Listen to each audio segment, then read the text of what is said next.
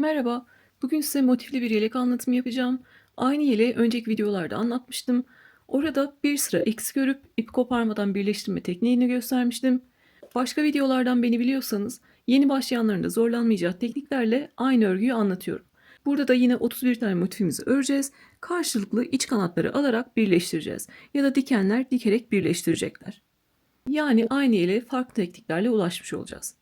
O videoda SMB'den anlatmıştım. Burada motif sırasını bir sıra artırdım ve MLB'den anlattım. Yani sıra sayısını çoğaltarak ya da azaltarak kendi bedenimize göre ayarlayabiliriz. Bilgileri baştan vermek istiyorum. 3 milim tığ kullandım.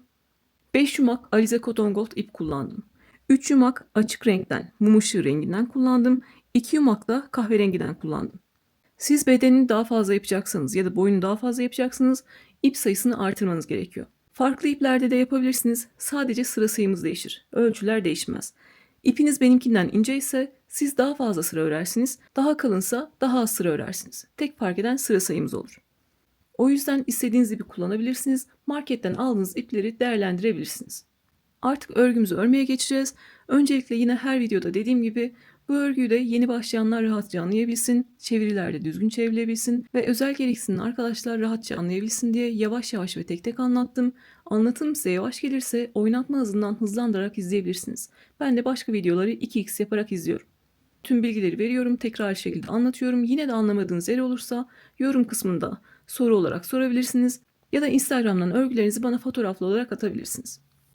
Beni desteklemek isterseniz de videoyu beğenebilirsiniz ya da kanalıma ücretsiz abone olabilirsiniz. Örgüleri detaylı anlatmamdaki amaçlardan biri biliyorsunuz sizin satış yapmanız ve bundan gelir elde etmeniz. Şimdi satış yapacak arkadaşlar için yetişkin beden ölçü tablosu paylaşıyorum. Sizler oraya göre yapıyorsunuz. Diyelim ki M beden yapacaksınız. Orada M beden de gösteriyor 50-56 santim arası gösteriyor. O zaman siz de o beden aralığında yapacaksınız ve satış uygulamasını yazarken bedenini söyleyeceksiniz. İnsanlar bunu bilerek alacaklar. Eğer biri size internetten sipariş verdi ya da yakınınız biri sipariş verdi, o zaman ne yapıyorsunuz? O kişinin severek kullandığı bir tane kıyafetini, dar gelmeyen bir tane kıyafetinin beden genişliğini istiyorsunuz. Boyunu istiyorsunuz. O şekilde ona göre birebir kendisine göre örüyorsunuz. Satış yapacaklar bunu yapacaklar. Ama biz kendimize göre yapıyorsak tüm videolarda ne anlatıyorum? Geçen videoda da kendi üzerime göre çalıştım biliyorsunuz. Kendimize ya da çocuğumuza göre yapıyorsak evdeki bir tane kıyafetimizi kullanacağız. En mantıklı olan, en garanti yöntem budur. Severek kullandığımız, dar gelmeyen bir tane kıyafetimizi önümüze serdik. Yelek olabilir, hırka olabilir, kazak olabilir. Önümüze serdik. Bize dar gelmeyecek. Hazır da olabilir, örgü bir kıyafet de olabilir. Beden genişliğini ölçtünüz. Bu şekilde yere serdiniz ve beden genişliğini ölçtünüz. Bizim yeleğimizin eninde 4 tane motif var. O zaman ne yapacağız? Beden genişliğimiz 50 santim mi ölçtük? 50 bölü 4 bir tane motifimizin en az 12,5 santim olması gerekiyor. Diyelim ki 56 santim geldi. 56 bölü 4 bir tane motifimizin en az 14 santim olması gerekiyor. Yani kendimiz için de çocuğumuz için de ne yapıyoruz? Evdeki bir tane kıyafetimizin beden genişliğini 4'e bölüyoruz. Burada anlattıklarımı atlayarak geçen birkaç tane arkadaş oluyor. Onlar da bana Instagram'dan örgülerini atıyorlar. Diyorlar ki benim bedenim küçük oldu, bunu nasıl büyütebilirim?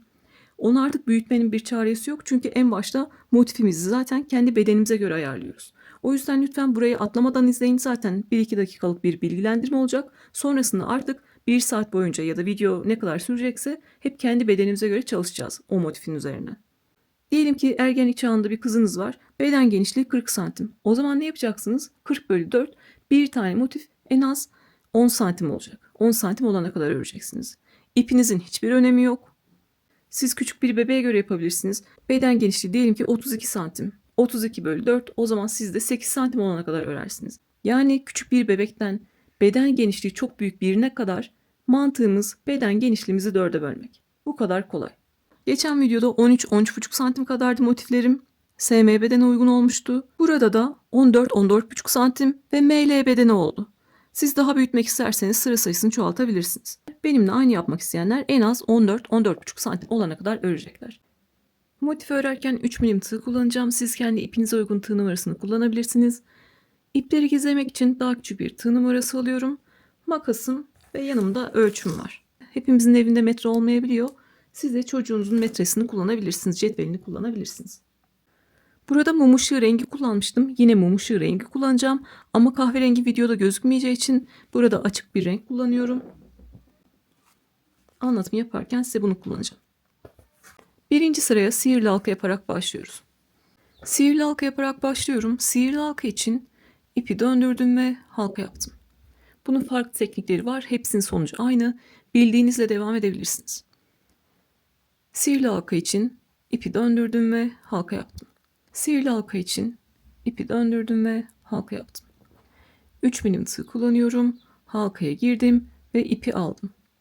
3 zincir çekerek başlıyorum ve bu 3 zincirde bir tane ikili trabzan kabul ediyorum. Zincir çekmek için ipi aldım, ilmekten geçirdim. İpi aldım, ilmekten geçirdim ve ipi aldım, ilmekten geçirdim. Yeni başlayanlar için başını yavaş anlatacağım, sonra hızlı hızlı ilerleyeceğiz. Zincirlerimiz V harfi şeklinde görünüyor. 3 tane V harfi görüyorsunuz. Bu 3 zincirde bir tane ikili trabzan kabul ediyoruz. İkili trabzan yapmak için tığın başına bir kere doladım. 2 ilmeği birlikte tuttum ve halkaya giriyorum. İpi aldım. Tığın üzerinde 3 ilmek var. 2 ilmeği birlikte aldım. 2 ilmeği birlikte aldım. İkili trabzanı bu şekilde yapıyoruz. Tığın başına dola. 2 ilmeği birlikte tut. Halkaya gir. İpi al. Tığın üzerinde 3 ilmek var. İkisini birlikte aldım. İkisini birlikte aldım. Baştaki 3 zincirle beraber toplam 3 tane ikili trabzan yapmış olduk. Bu yaptığımız 3 tane ikili trabzana örgünün bitimine kadar üçlü grup diyeceğiz. Yani bir tane üçlü grubu yaptık. Biz kare bir motif yapacağımız için bundan 4 tane yapacağız. Arada 2 zincir çekiyorum. 1, 2 zincir çektim ve halkanın içine 3 tane daha ikili trabzan yapacağım. Tığın başına doladım, halkaya girdim, ipi aldım. 2 ilmeği birlikte, 2 ilmeği birlikte aldım. Tığın başına dola, halkaya gir, ipi al. 2 ilmeği birlikte, 2 ilmeği birlikte al. Ve son kez tığın başına dola, halkaya gir, ipi al. 2 ilmeği birlikte, 2 ilmeği birlikte al. Gördüğünüz gibi ikinci grubu da yapmış olduk. Yapacağımız işlem arada 2 zincir çek ve halkaya 3 tane ikili trabzan yap. Artık ikili trabzan yapmayı öğrendik. 1, 2 zincir çektim, tığın başına doladım. Halkaya 3 tane daha ikili trabzan yapalım. 1, 2 ve 3. Arada 2 zincir çek ve halkaya 3 tane daha ikili trabzan yap. 1, 2 ve 3. Gördüğünüz gibi 4 tane üçlü grubu yapmış olduk. Artık halkayı kapatabiliriz. Halkadan kalan ipi halkanın ortası kapanana kadar çekiyorum. Ortasının kapanması yeterli. Arada 2 zincir çekiyorum. Başta 3 zincir çekmiştik. 3 zinciri atladım. Bir sonraki yaptığım ikili trabzanın tepesine geliyorum. Tepesi de yine V harfi şeklinde görünüyor. Tepesine girdim. V harfini aldım. İpi alıp ilmekten kaydırıyorum. Kaydırmalarda tepe oluşturuyor. 3 zinciri atlamıştık. Oluşturduğumuz bu tepede 3 zincirin tepesi olmuş oldu. Birinci sırayı bu şekilde bitirdik. İpimi genişlettim. Motif içinden geçirdim ve yeteri kadar ip bırakıp kesiyorum. Motifimiz hep aynı şekilde örülecek. O yüzden başını böyle detaylı anlatıyorum. Sonra hızlı hızlı ilerleyeceğiz. Zaten 3. sıradan sonra kendisini tekrar ediyor. Sonra istediğim sıra sayısı kadar öreceğiz. Burada görüyorsunuz 2., 3. ve 4. sırayı aynı renkle örmüşüm. Şimdi aynı renklerle bir üst sıraya çıkarken ne yapacağız? Altıgen hırkalarda da yapıyoruz. Başka motifli örgülerde de yapıyoruz biliyorsunuz. Öncelikle bir zincirle bir ilmek oluşturalım. Sihirli halka yapar gibi bir halka oluşturdum. İpi aldım. Ve buradaki ipi sıkılayarak bir zincirle bir ilmek oluşturmuş oldum. İkili trabzan öreceğim için tığın başına bir kere doladım ve 2 ilmeği birlikte tutuyorum. İstediğiniz herhangi bir 2 zincirlik boşluktan başlayabilirsiniz. Ben genelde ipimi nerede kestiysem onun karşısından başlıyorum.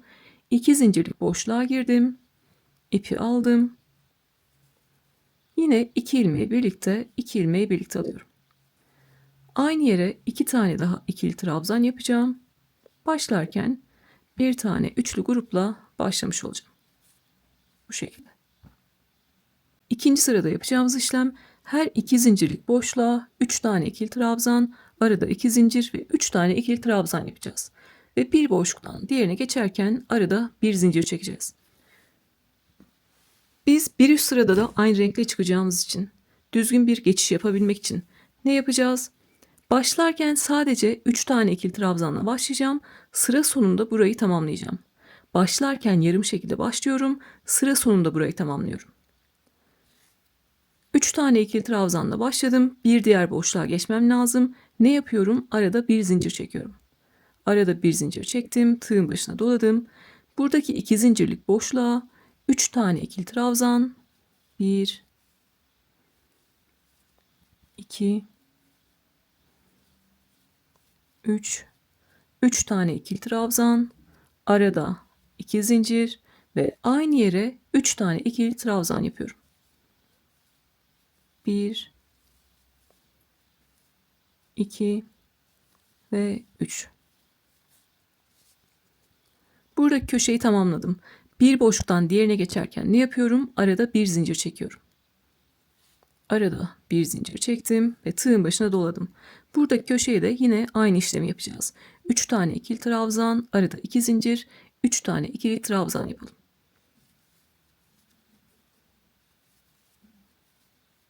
Artık ikili trabzan örmeyi öğrendik. Burada köşeyi de tam şekilde örüyorum.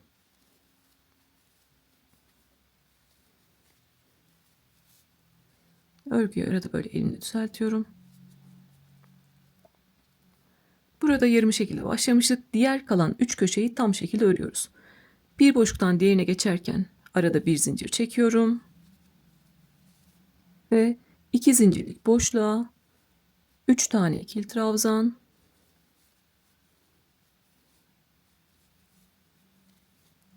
arada 2 zincir ve aynı yere 3 tane ikili trabzan yapıyorum.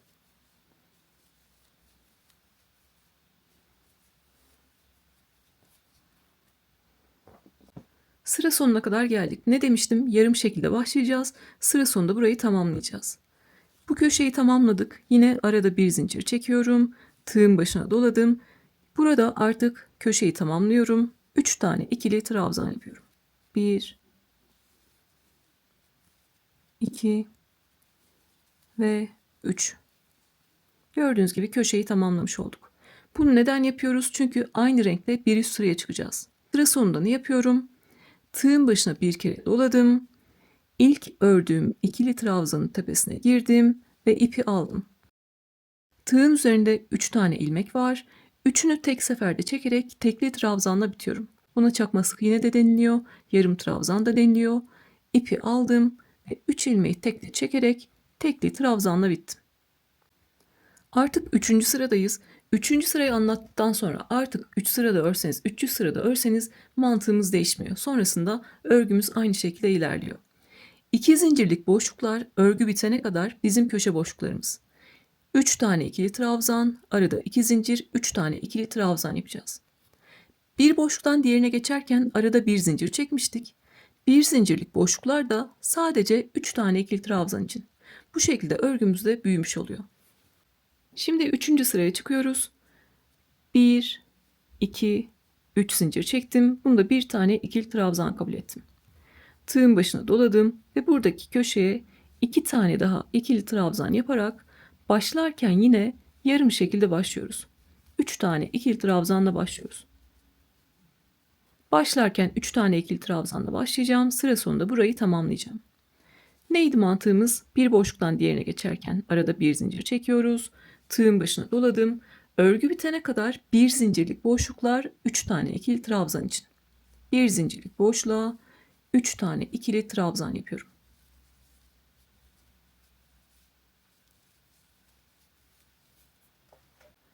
Bu boşluktaki işim bitti. Arada bir zincir çektim. Tığın başına doladım. Neydi? 2 zincirlik boşluklar bizim köşe boşluklarımız. 3 tane ikili trabzan, arada 2 zincir, 3 tane ikili trabzan yapacağız.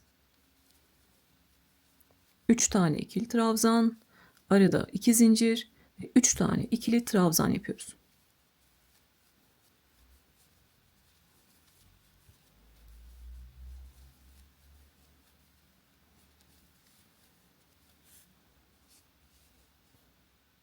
Bir boşluktan diğerine geçerken arada bir zincir çekiyorum.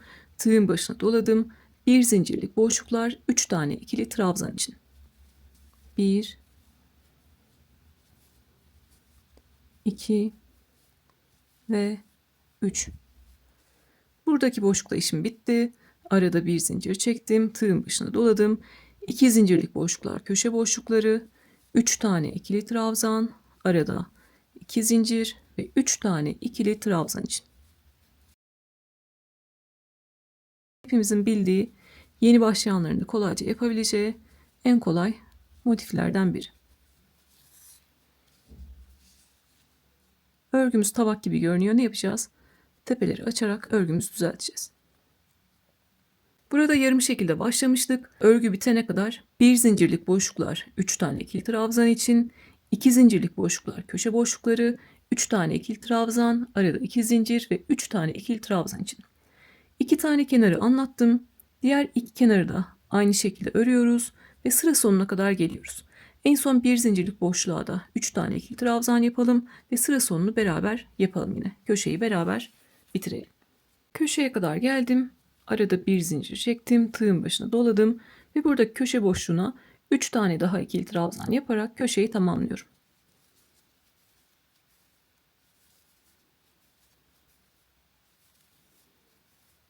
Üç tane ikili trabzan yaptım. Köşeyi tamamladım. Sıra sonunu yapıyorum. Tığın başına doladım. 1, 2, 3. zincirin içine girdim. İpi aldım. Tığın üzerinde 3 ilmek var.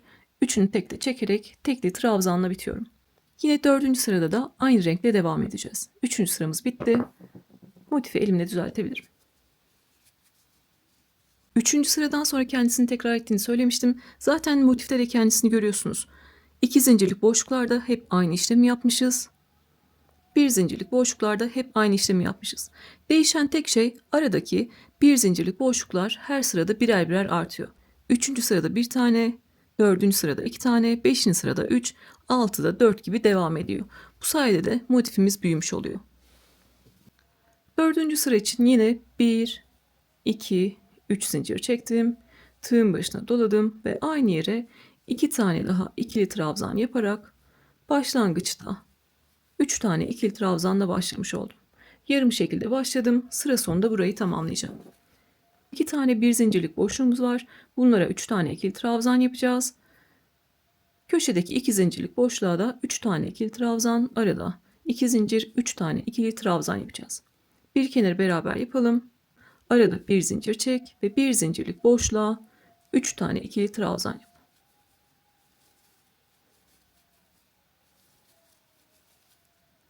Arada bir zincir çek ve bir zincirlik boşluğa 3 tane ikili trabzan yap. Arada bir zincir çek ve 2 zincirlik köşe boşluğuna 3 tane ikili trabzan, arada 2 zincir ve 3 tane ikili trabzan yap.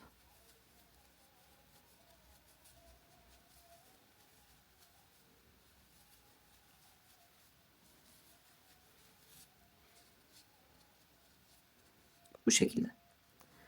Bu kenarı yaptık. Diğer kalan 3 kenarı da aynı şekilde yapalım. Sıra sonunda artık bitişimizi yapalım. Bir üst sıraya farklı bir renkle çıkacağız. Sıra sonuna kadar geldim. Yine örgüyü düzeltiyorum. Tabak şeklinde görünüyor. Buradaki örgümüze de herhangi bir düzleştirme işlemi yapmadım. Bu şekilde örgü bitene kadar elimizle düzelttik.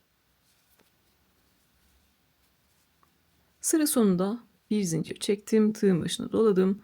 Ve başlangıçta yarım olarak başladığım köşeyi tamamlıyorum. 3 tane daha ikili trabzan yapıyorum. Artık bu noktada ipimi koparacağım. 1, 2 zincir çektim. Baştaki 3 zinciri atladım. Bir sonraki ikili trabzanın tepesine giriyorum ve ilmekten kaydırıyorum. Yine birinci sırada yaptığımız işlemi yapmış olduk. Bu şekilde motifi içinden geçirdim. Sıkladım. Yeteri kadar ip bırakıp kesiyorum. 4. sırayı da bitirdik. Ben 7 sıra kadar ördüm. Şimdi bakalım mesela bu noktada kaç santim? 10 santim kadar. Ne demiştim? Ergen çağında bir çocuğa yapıyor olabilirsiniz ya da small bedenden daha küçük birine yapıyor olabilirsiniz. O zaman siz de 10 santimde bırakırsınız. 31 tane motifinizi yaparsınız. Bu şekilde yeleğinizi yapabilirsiniz. Arada bu şekilde ölçerek ilerleyebilirsiniz. Şimdi 5. sıraya çıkacağım. 5., 6. ve 7. sırayı da yine aynı renklerle yaptım. Ne yapacağım? Yine başlarken 3 tane ikili trabzanla başlayacağım. Sıra sonunda burayı tamamlayacağım. Sadece başlangıcını göstereceğim. Artık sonrasında ben 7 sıra kadar motiflerimi öreceğim. Siz de kaç sıra örecekseniz o kadar örüyorsunuz. En son tamam bu bana yeter dediğiniz noktada en son sırada düzgün bir bitiş yapıyoruz. Bir zincirle bir ilmek oluşturdum. İkili trabzan öreceğim için tığın başına bir kere doladım ve 2 ilmeği birlikte tutuyorum. İpimi burada kesmiştim. Karşı taraftan başlıyorum. 2 zincirlik boşluğa 3 tane ikili trabzan yaparak başlıyorum. Başlarken yarım şekilde başlayacağız.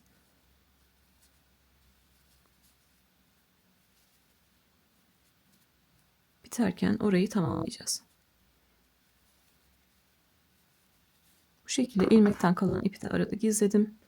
Ondan kalan ipi de bu şekilde kesiyorum. 3. sıradan sonra kendisini tekrar ettiğini söylemiştim. Başlangıcı bu şekilde göstermek istedim yeni başlayanlar için. Sıra sonunda yine tamamlıyorsunuz. Tekli trabzanla bitip bir üst sıraya çıkıyorsunuz. Siz artık 6 sıra mı örmek istersiniz, 7 mi, 8 mi ya da 9 sıra mı örmek istersiniz? İpinizin inceliğine, kalınlığına göre, kendi beden genişliğinize göre. Artık sıra sonunda düzgün bir bitiş yapalım. 31 tane motifimizi hazırlayalım. Daha motifleri birleştireceğiz. Bedenden lastik geçeceğiz. Kollarda kavis vereceğiz ve lastik geçeceğiz. Daha farklı işlemlerimiz var. Ben de 7. sıranın sonuna kadar geleceğim. Orada beraber buluşalım. 5., 6. ve 7. sırayı ördüm. Gördüğünüz gibi elimle düzleştirmedim. Tabak gibi görünüyor. Ne yapacağız? Trabzan ve zincir tepelerini açacağız. Ve örgümüzü düzelteceğiz. Zaten örgüye ütü değdirmiyoruz. Ömrü kısalır. Yapısı bozulur. İpimiz incelir. O yüzden elimizle düzeltiyoruz. Gördüğünüz gibi elimizle düzeltmeyle düzeltmiş olduk. Siz de kaçıncı sırada bitirdiyseniz artık sıra sonuna kadar geldiniz. Köşede en son 3 tane ikili trabzan yapıp bıraktınız. Burada artık düzgün bir bitiş yapacağız. Onun için arada 2 zincir çekiyorum ve yeteri kadar ip bırakıp kesiyorum. Düzgün bitişi tüm örgülerde gösteriyorum. Bu her kenardaki trabzan ve zincir sayısının eşit olmasını sağlayacak. Tüm görünümün eşit olmasını sağlayacak ve dikerken karşılıklı iç kanatlara ya da tepelere girebilmemizi sağlayacak. Bir zincir çekip bırakırsak buradaki düğüm olmuş yere giremeyiz. O yüzden düzgün bir bitiş yapıyoruz.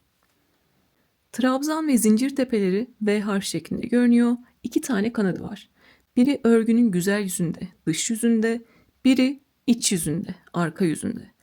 Biz bu tepeleri ve kanatları kullanarak bir tane daha tepe oluşturacağız. Başta 3 zincir çekmiştim. 3 zinciri atlıyoruz. Bir sonraki ikili trabzanın tepesine arkadan giriyoruz. Daha küçük bir tığ numarası kullanıyorum. Bir sonraki trabzanın tepesine arkadan girdim. Tüm V harfini aldım. Kestiğim ipi alıp örgünün arkasına çekiyorum. Bu şekilde. Trabzanın tepesinden ipi arkaya çektim.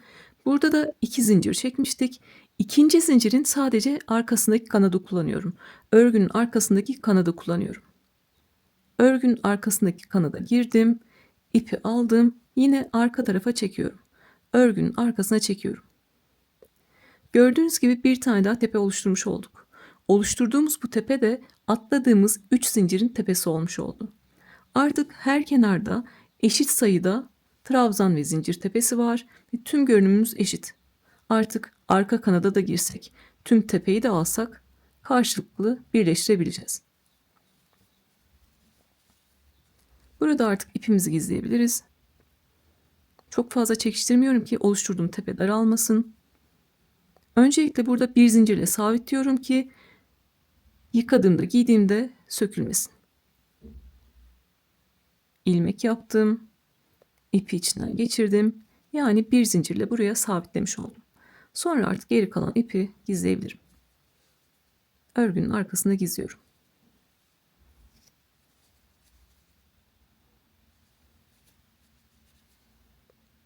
Her ipi kendi renginde gizliyoruz ki dışarıdan göze batmasın. En son dışarıda kalan ipi kesiyorum. Burada da yine ipi kendi renginde gizliyorum. Orada motifi içinden geçirmiştik. İpimizi orada sıkılamıştık. Motifi de köşede gizliyorum.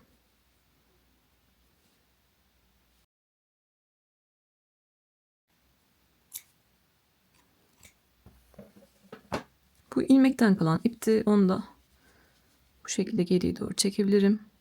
En son bir tane ip bıraktım. Ve bunu da geriye doğru temizledim.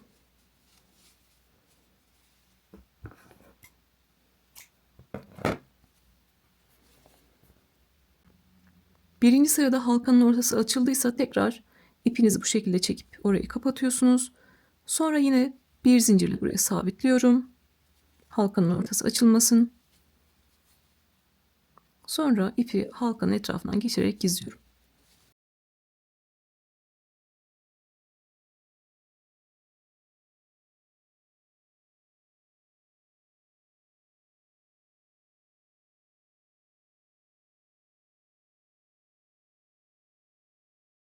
Bunu da yine halkanın etrafında gizliyorum. İp gizlemeyi de genelde detaylı şekilde gösteriyorum böyle.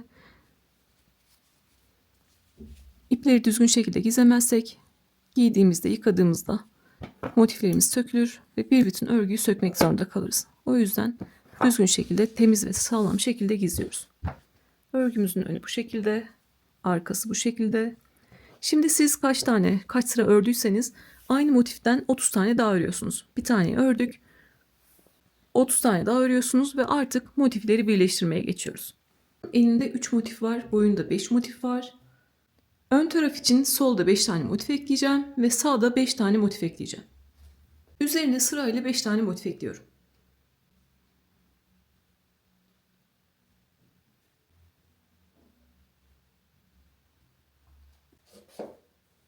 Solda 5 tane motif ekledim. Sağ tarafa 5 tane motif ekliyorum. İki tarafta da 5'er tane motif ekledim. 6 tane motif kaldı. 3 tanesi bu tarafta koltuk altına gelecek. 3 tanesi de diğer tarafta koltuk altına gelecek. Koltuk altına gelen motifleri ikiye katlıyorum. Bu şekilde yarısı öne, yarısı arkaya gelecek. Üzerimize giydiğimizde de koltuk altımızda kalacak. 31 tane motifim vardı. Hepsini bu şekilde yerleştirdim. 4-5 saniye sessiz bekleyeceğim. Bu şekilde bir ekran görüntüsü alın. Sonrasında istediğiniz motiflerde kullanabilirsiniz.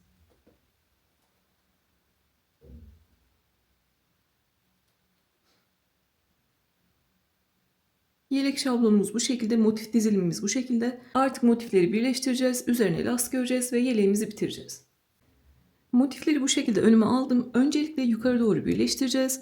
Ben söğüt hırkada, söğüt yelekte, mozaik yelekte olduğu gibi ilmek kaydırmayla birleştireceğim. Siz istiyorsanız dikerek birleştirebilirsiniz. Öncelikle yukarı doğru birleştireceğiz. Sonra arada kalan boşlukları kapatacağız. Burası bizim iki tarafta kol boşluğu, iki motifli kol boşluğumuz var. Mantığını burada detaylı şekilde anlatacağım. Sonra zaten tekrar şekilde ilerleyeceğiz. İyice kavranacak. Dikiş yapacak olanlar benim battığım yerlere batarak dikişlerini yaparlarsa onlar da düzgün bir birleştirmeye ulaşmış olurlar.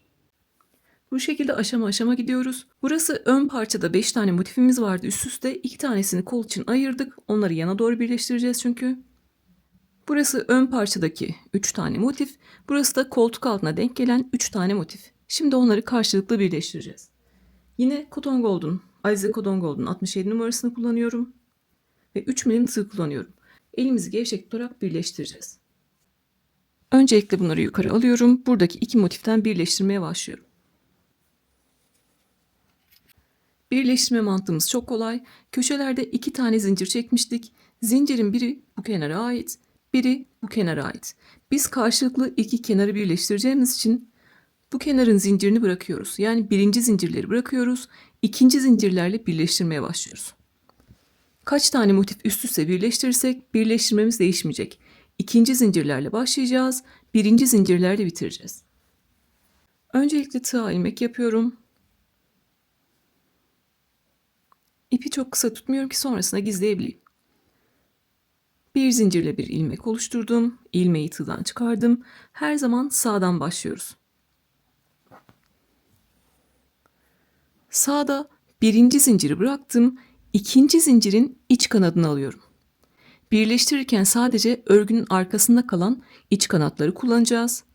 Birinci zinciri bıraktım. İkinci zincirin iç kanadına giriyorum. Yeni başlayanlar için başını yavaş anlatacağım. Sonra hızlı hızlı ilerleyeceğiz. İlmeği aldım. İkinci zincirin iç kanadından geçirdim. Bu şekilde.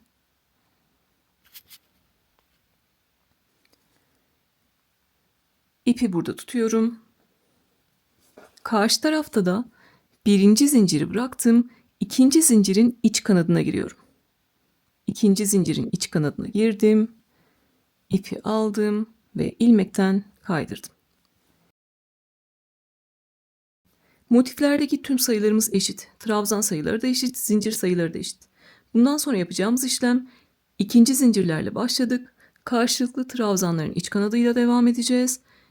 Zincirlerin iç kanadıyla devam edeceğiz. Sağ tarafta birinci trabzanın iç kanadını aldıysam solda da birinciyi almak zorundayım. Burada zincirin iç kanadını aldıysam burada da zincirin iç kanadını almak zorundayım. Herhangi bir zorluğu yok.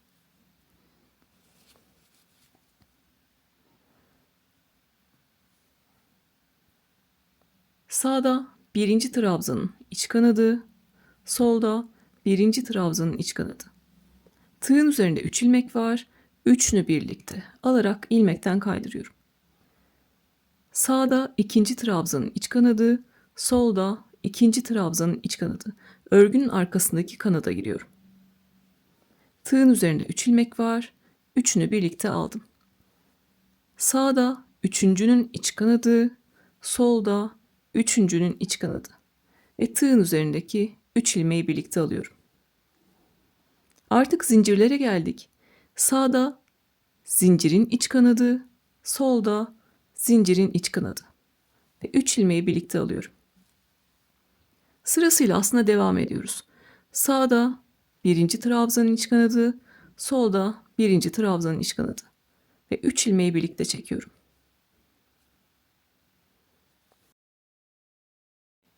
Sağda ikincinin iç kanadı, solda ikincinin iç kanadı. Ve 3 ilmeği birlikte çekiyorum. Üçüncünün iç kanadı, solda da üçüncünün iç kanadı. Tığın üzerindeki 3 ilmeği çekiyorum. Tekrar zincire geldik. Sağda zincirin iç kanadı, solda zincirin iç kanadı. 3 ilmeği birlikte çekiyorum. Birleştirmemiz de bu şekilde görünüyor. İp koparmadığımız için ip koparmadan birleştirme tekniği, üst üste istiyorsanız yumağınız bitene kadar 100 tane motif birleştirin. Bu şekilde birleştirebilirsiniz. İkinci zincirlerle başladık. Karşılıklı trabzanların ve zincirlerin iç kanadını alarak ilerledik. Birleştirmemiz bundan ibaret. Sırasıyla devam ediyorum. Nereye kadar devam ediyorum? En son köşede 2 tane zincir var. Burada da sadece birinci zincirlerin karşılıklı iç kanadını alıyorum ve bırakıyorum. Sonra bir üst motife geçeceğiz. Neden? Çünkü buradaki ikinci zincir artık bu kenarın zinciri. Buna dokunmuyoruz. Şimdi sırasıyla devam edelim. En son birinci zincirlerin iç kanadını alalım. Sonra bir üst sıraya çıkalım. Önemli olan burada ne tığ sıkıyorum ne ipi sıkıyorum. Dikerek birleştiriyorsanız çok aşırı sıkarak sıkı sıkı dikmeyin. Sırasıyla karşılıklı iç kanatları alıyorum ve tığın üzerindeki 3 ilmeği birlikte çekiyorum. Gördüğünüz gibi buradan geçen ip gevşek şekilde duruyor. Ben de gevşek şekilde birleştiriyorum. Sıkı sıkı yaparsam orada kasma olacaktır. Üzerimize giydiğimizde onu da düzeltemeyiz. Sırasıyla birinci zincire kadar devam ediyorum. Bundan sonra üzerine ister 2 sıra birleştirelim, ister 200 sıra birleştirelim. Mantığımız ikinci zincirlerle başla, sıra sonunda birinci zincirle bitir. Bu kadar kolay. Görüyorsunuz. Kamerayı denk getirmeye çalışıyorum. anlatmaya çalışıyorum. Ona rağmen elimden kayarak hızlı şekilde ilerliyor. Siz motiflerinizi hazırladığınızda bir gün içinde hepsini birleştirirsiniz. Lastiğini örüp örgünüzü kullanabilirsiniz.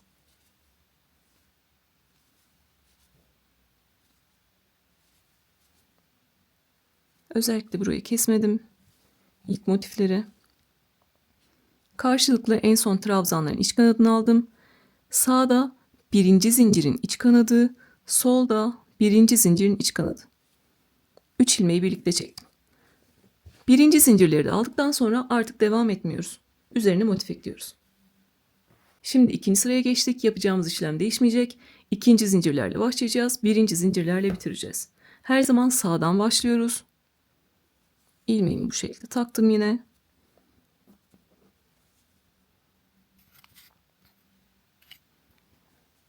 Sağda birinci zincir bıraktım. İkinci zincirin iç kanadı. Solda birinci zinciri bıraktım. İkinci zincirin iç kanadı. Yani karşılıklı ikinci zincirlerle başlıyoruz. Tığın üzerinde 3 ilmek var. 3 ilmeği birlikte çekiyorum. Sonra sırasıyla trabzanlar ve zincirlerimiz var. Karşılıklı gevşek şekilde tığın üzerindeki 3 ilmeği birlikte çekerek birleştiriyoruz.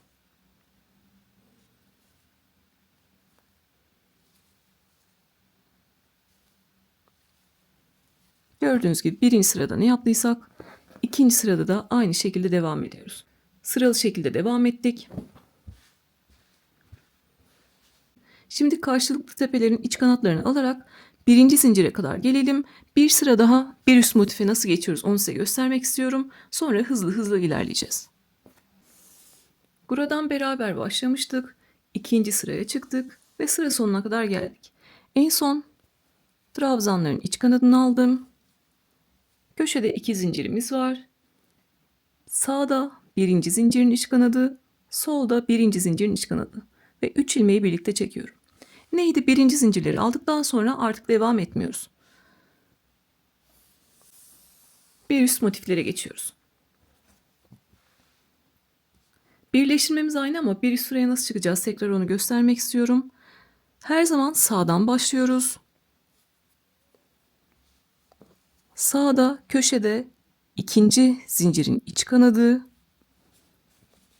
solda köşede ikinci zincirin iç kanadı ve tığın üzerindeki 3 ilmeği birlikte çekiyorum. Sonra sırasıyla karşılıklı trabzanların iç kanadı ve karşılıklı zincirlerin iç kanadı. Gevşek gevşek yapmaya özen gösteriyorum. Bu şekilde motiflerimizi üst üste birleştiriyoruz. Siz boyunu uzatmış olabilirsiniz. Sizin ne kadar motifiniz varsa karşılıklı o kadar birleştiriyorsunuz.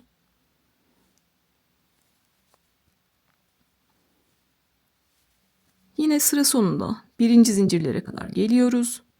En son trabzanların iç kanadını aldım. Sağda birinci zincirin iç kanadı, solda birinci zincirin iç kanadı ve tığın üzerindeki 3 ilmeği birlikte çekiyorum. Artık burası benim sıra sonum. Siz üst üste kaç tane motif birleştirdiyseniz siz de sıra sonuna kadar geldiniz. En son birinci zincirlerin iç kanadını aldınız. Burada bir zincir çekiyoruz. Yeteri kadar ip bırakıp kesiyoruz. Sonra o ipleri gizleyeceğiz. Tekrar birleştirmeyi göstermek istiyorum. Birleştirmelerimiz de V harf şeklinde görünüyor. Görünümü de çok hoş oluyor. Birleştirmesi de konforlu. Aşama aşama gidelim. Şimdi burayı birleştirdik. Yapacağımız işlem sırttaki motifleri birleştirelim. Bu sefer yukarı doğru 3 tane değil, karşılıklı 5 tane motif birleştireceğiz. Dediğim gibi zaten 3 tane ya da 5 tane olması, 50 tane olması fark etmiyor. Aynı birleştirmeyi uygulayacağız. 2 tane motifi aldım yine. Sadece başını göstereceğim. Sonra yukarı doğru 5 tane motif ekleyeceğiz.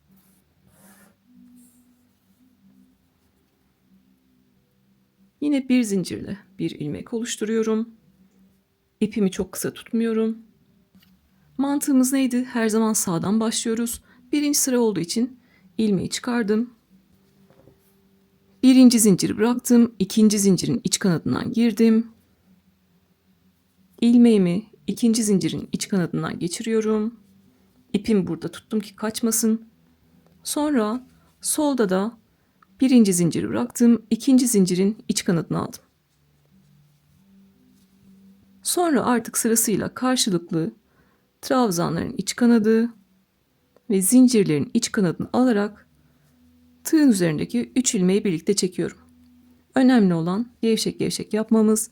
Dikerek yapıyorsanız da ikinci zincirlerle başlıyorsunuz, birinci zincirlerle bitiyorsunuz. Sadece benim verdiğim sayılara uymanız yeterli. Bu şekilde artık yine birinci zincire kadar geldik. Karşılıklı birinci zincirleri aldıktan sonra üzerine bu şekilde ikinci sıraya ekledik. Her zaman sağdan başlıyoruz. İkinci zincirin iç kanadı, ikinci zincirin iç kanadı. Ve tığın üzerindeki 3 ilmeği birlikte alıyoruz. Başlarken ikinci zincirlerin iç kanadı, biterken birinci zincirlerin iç kanadı. Bir üst sırada da aynı. Başlarken ikinci zincirlerin iç kanadı, biterken birinci zincirlerin iç kanadı. Bu şekilde artık üst üste 5 tane motifimizi ekleyelim. 5 sıra motifimizi ekleyelim. Sıra sonunda birinci zincirlerinde iç kanadını alıp buradaki gibi bir zincir çekip yeteri kadar ip bırakıp keselim. Sonra yanına 5 tane daha motif ekleyeceğiz. Örgüyü bilenler yanına 5 tane daha motif ekleyebilirler. Sırt parçasını da o şekilde bitirmiş olacağız. Birinci sıra, ikinci sıra, üçüncü sıra, dördüncü sıra ve beşinci sıra. Beşinci sıranın sonunda sağda birinci zincirin iç kanadı,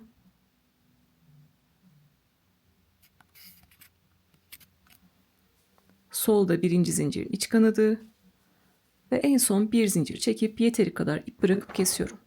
Siz kendi yeleğinizin boyunu bilirsiniz. Yeleğin boyunda ne kadar motif varsa siz de o kadar birleştiriyorsunuz. Şimdi üst üste 5 tane motif birleştirdim. 5 tane daha motif alacağım. Yanına ekleyeceğim. Yukarı doğru devam edeceğim. Aynı birleştirmeyle sizi sıkmak istemiyorum. Bir zincirle bir ilmek oluşturuyoruz. İkinci zincirle başla. Birinci zincirle bitir. Her zaman sağdan başlıyoruz. Birinci zincirlerin iç kanadını aldıktan sonra ikinci sıraya geçtim. İkinci zincirlerle başla. Birinci zincirlerle bitir.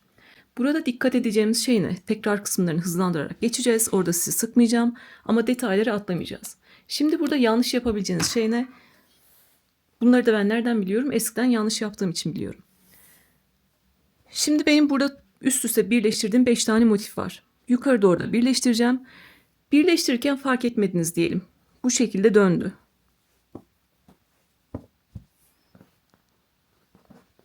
Gördüğünüz gibi burada düğüm şeklinde görünüyor.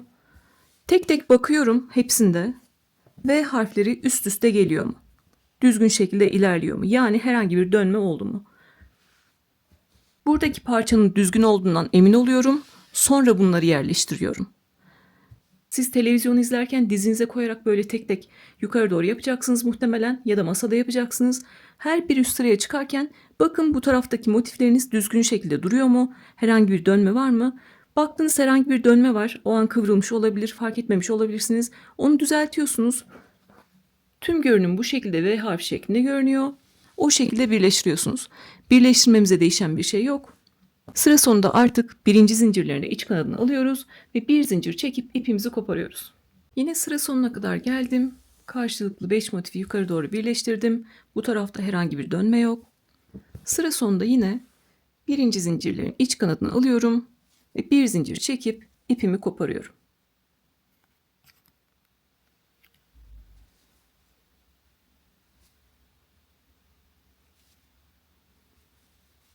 Bir zincir çektim ve ipimi kopardım. Artık sırt parçamız hazır. Burada olduğu gibi 3 motifi birleştirelim. Şimdi bir tane daha bu parçadan hazırlayalım.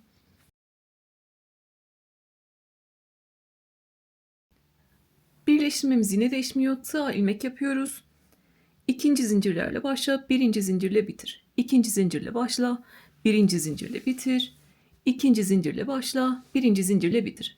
En son birinci zincirlerinde iç kanadını alınca bir zincir çekip ipimizi koparıyoruz. Yukarı doğru birleştirmede son bir parçamız kaldı.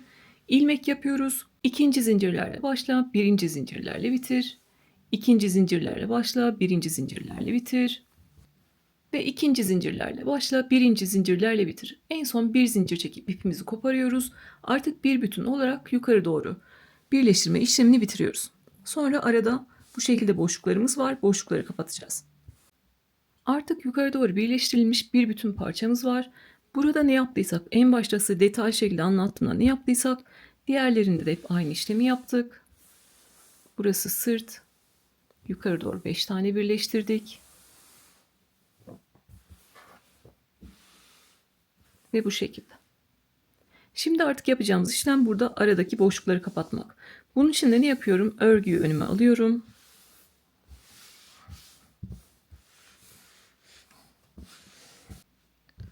Karşılıklı aradaki boşlukları kapatıyorum. Yapacağım işlem yine değişmeyecek. İkinci zincirlerle başla, birinci zincirlerle bitir. Sadece bir üst motife geçerken arada bir zincir çekeceğiz ki kasma olmasın. Burada mantığını göstereceğim. Sonra yukarı doğru hızlı şekilde ilerleyeceğiz. Bir motiften diğerine geçerken arada bir zincir çekerek artık bu sefer de aradaki boşlukları kapatacağız. Yine bir zincirle bir ilmek oluşturdum. İlmeği tığdan çıkardım. Her zaman sağdan başlıyoruz. Sağda ikinci zincirin iç kanadı. İlmeği oradan geçirdim. İpimi tuttum. Solda ikinci zincirin iç kanadı. Sırasıyla trabzan tepelerin iç kanadı ve zincirlerin iç kanadıyla devam ediyorum ve birinci zincire kadar geliyorum. Değişen hiçbir şey yok. Karşılıklı birleştiriyoruz ve birinci zincire kadar geliyoruz. Buraya kadar gelelim. İkinci zincirlerle başladık. Birinci zincire kadar geldik. En son trabzanların iç kanadını aldım. Birinci zincirlerdeyim.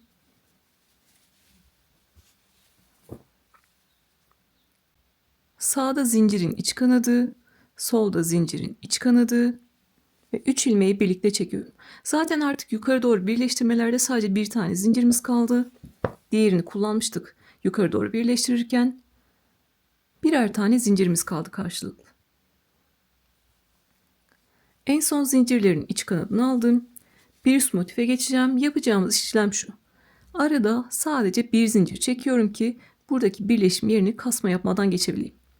Bir zincir çektim. Tekrar sağda zincirin iç kanadı, solda zincirin iç kanadı.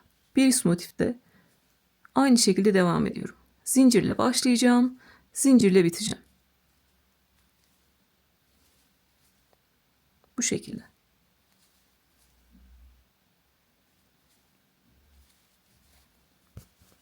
Şöyle de göstermek istiyorum.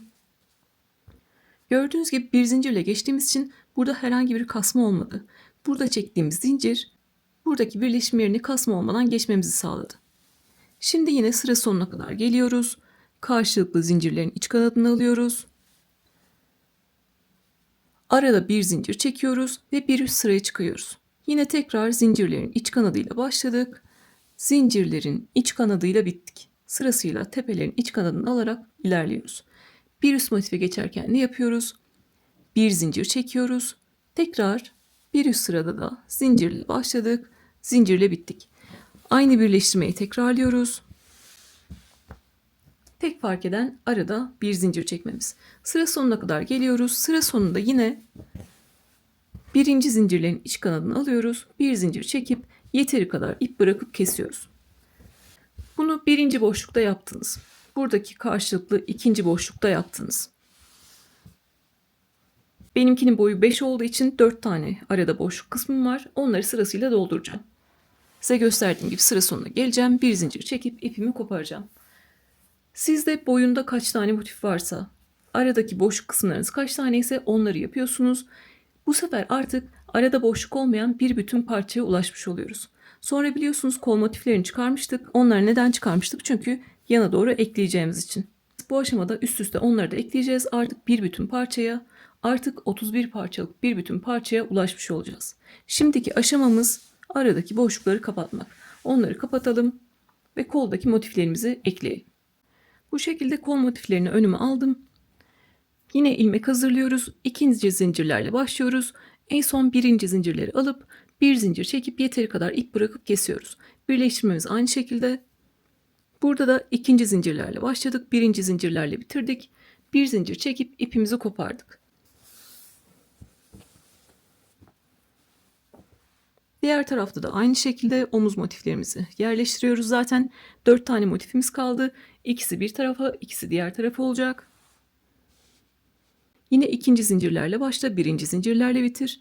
İkinci zincirlerle başla, birinci zincirlerle bitir. Bu tarafta 2 motifi ekledim. Diğer tarafta da 2 motifi ekledim. Artık ekleyeceğimiz motif kalmadı. Tüm motiflerimizi bitirdik. Bu aşamada ne yapacağız?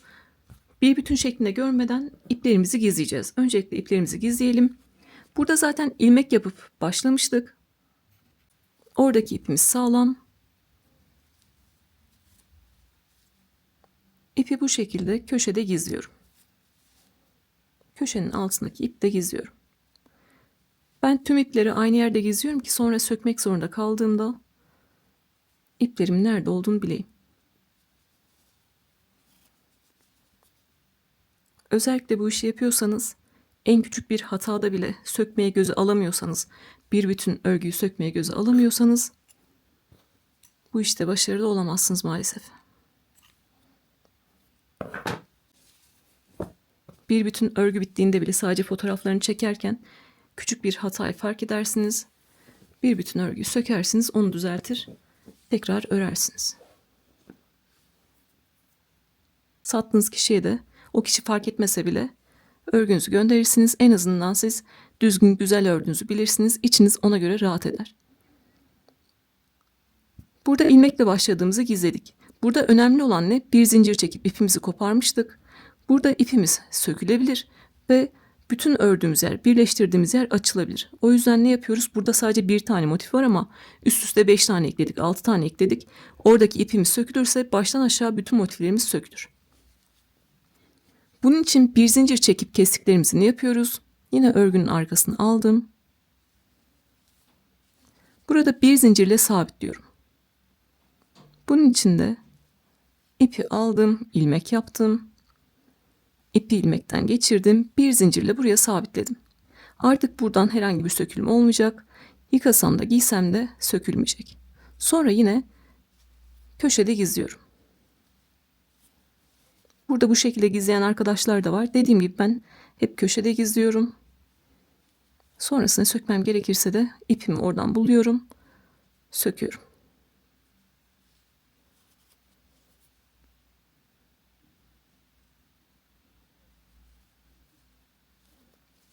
Bu şekilde ipimi gizledim. Dışarıda kalan ipi kesebilirim. Bu şekilde birbirine yakın olan ipleri birbirine 2 kere düğüm yapıyorum. Ve ikisini birlikte saklıyorum. İkisini birlikte örgünün arkasına gizliyorum.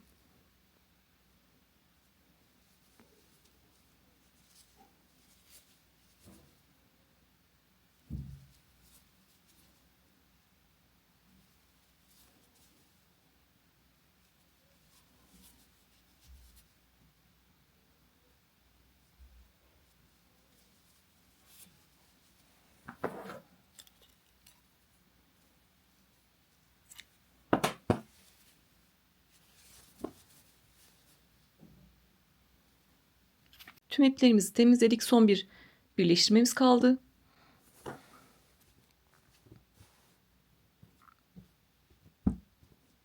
Karşılıklı omuz motiflerini de birleştireceğiz ve artık birleştirme işlemimiz bitecek.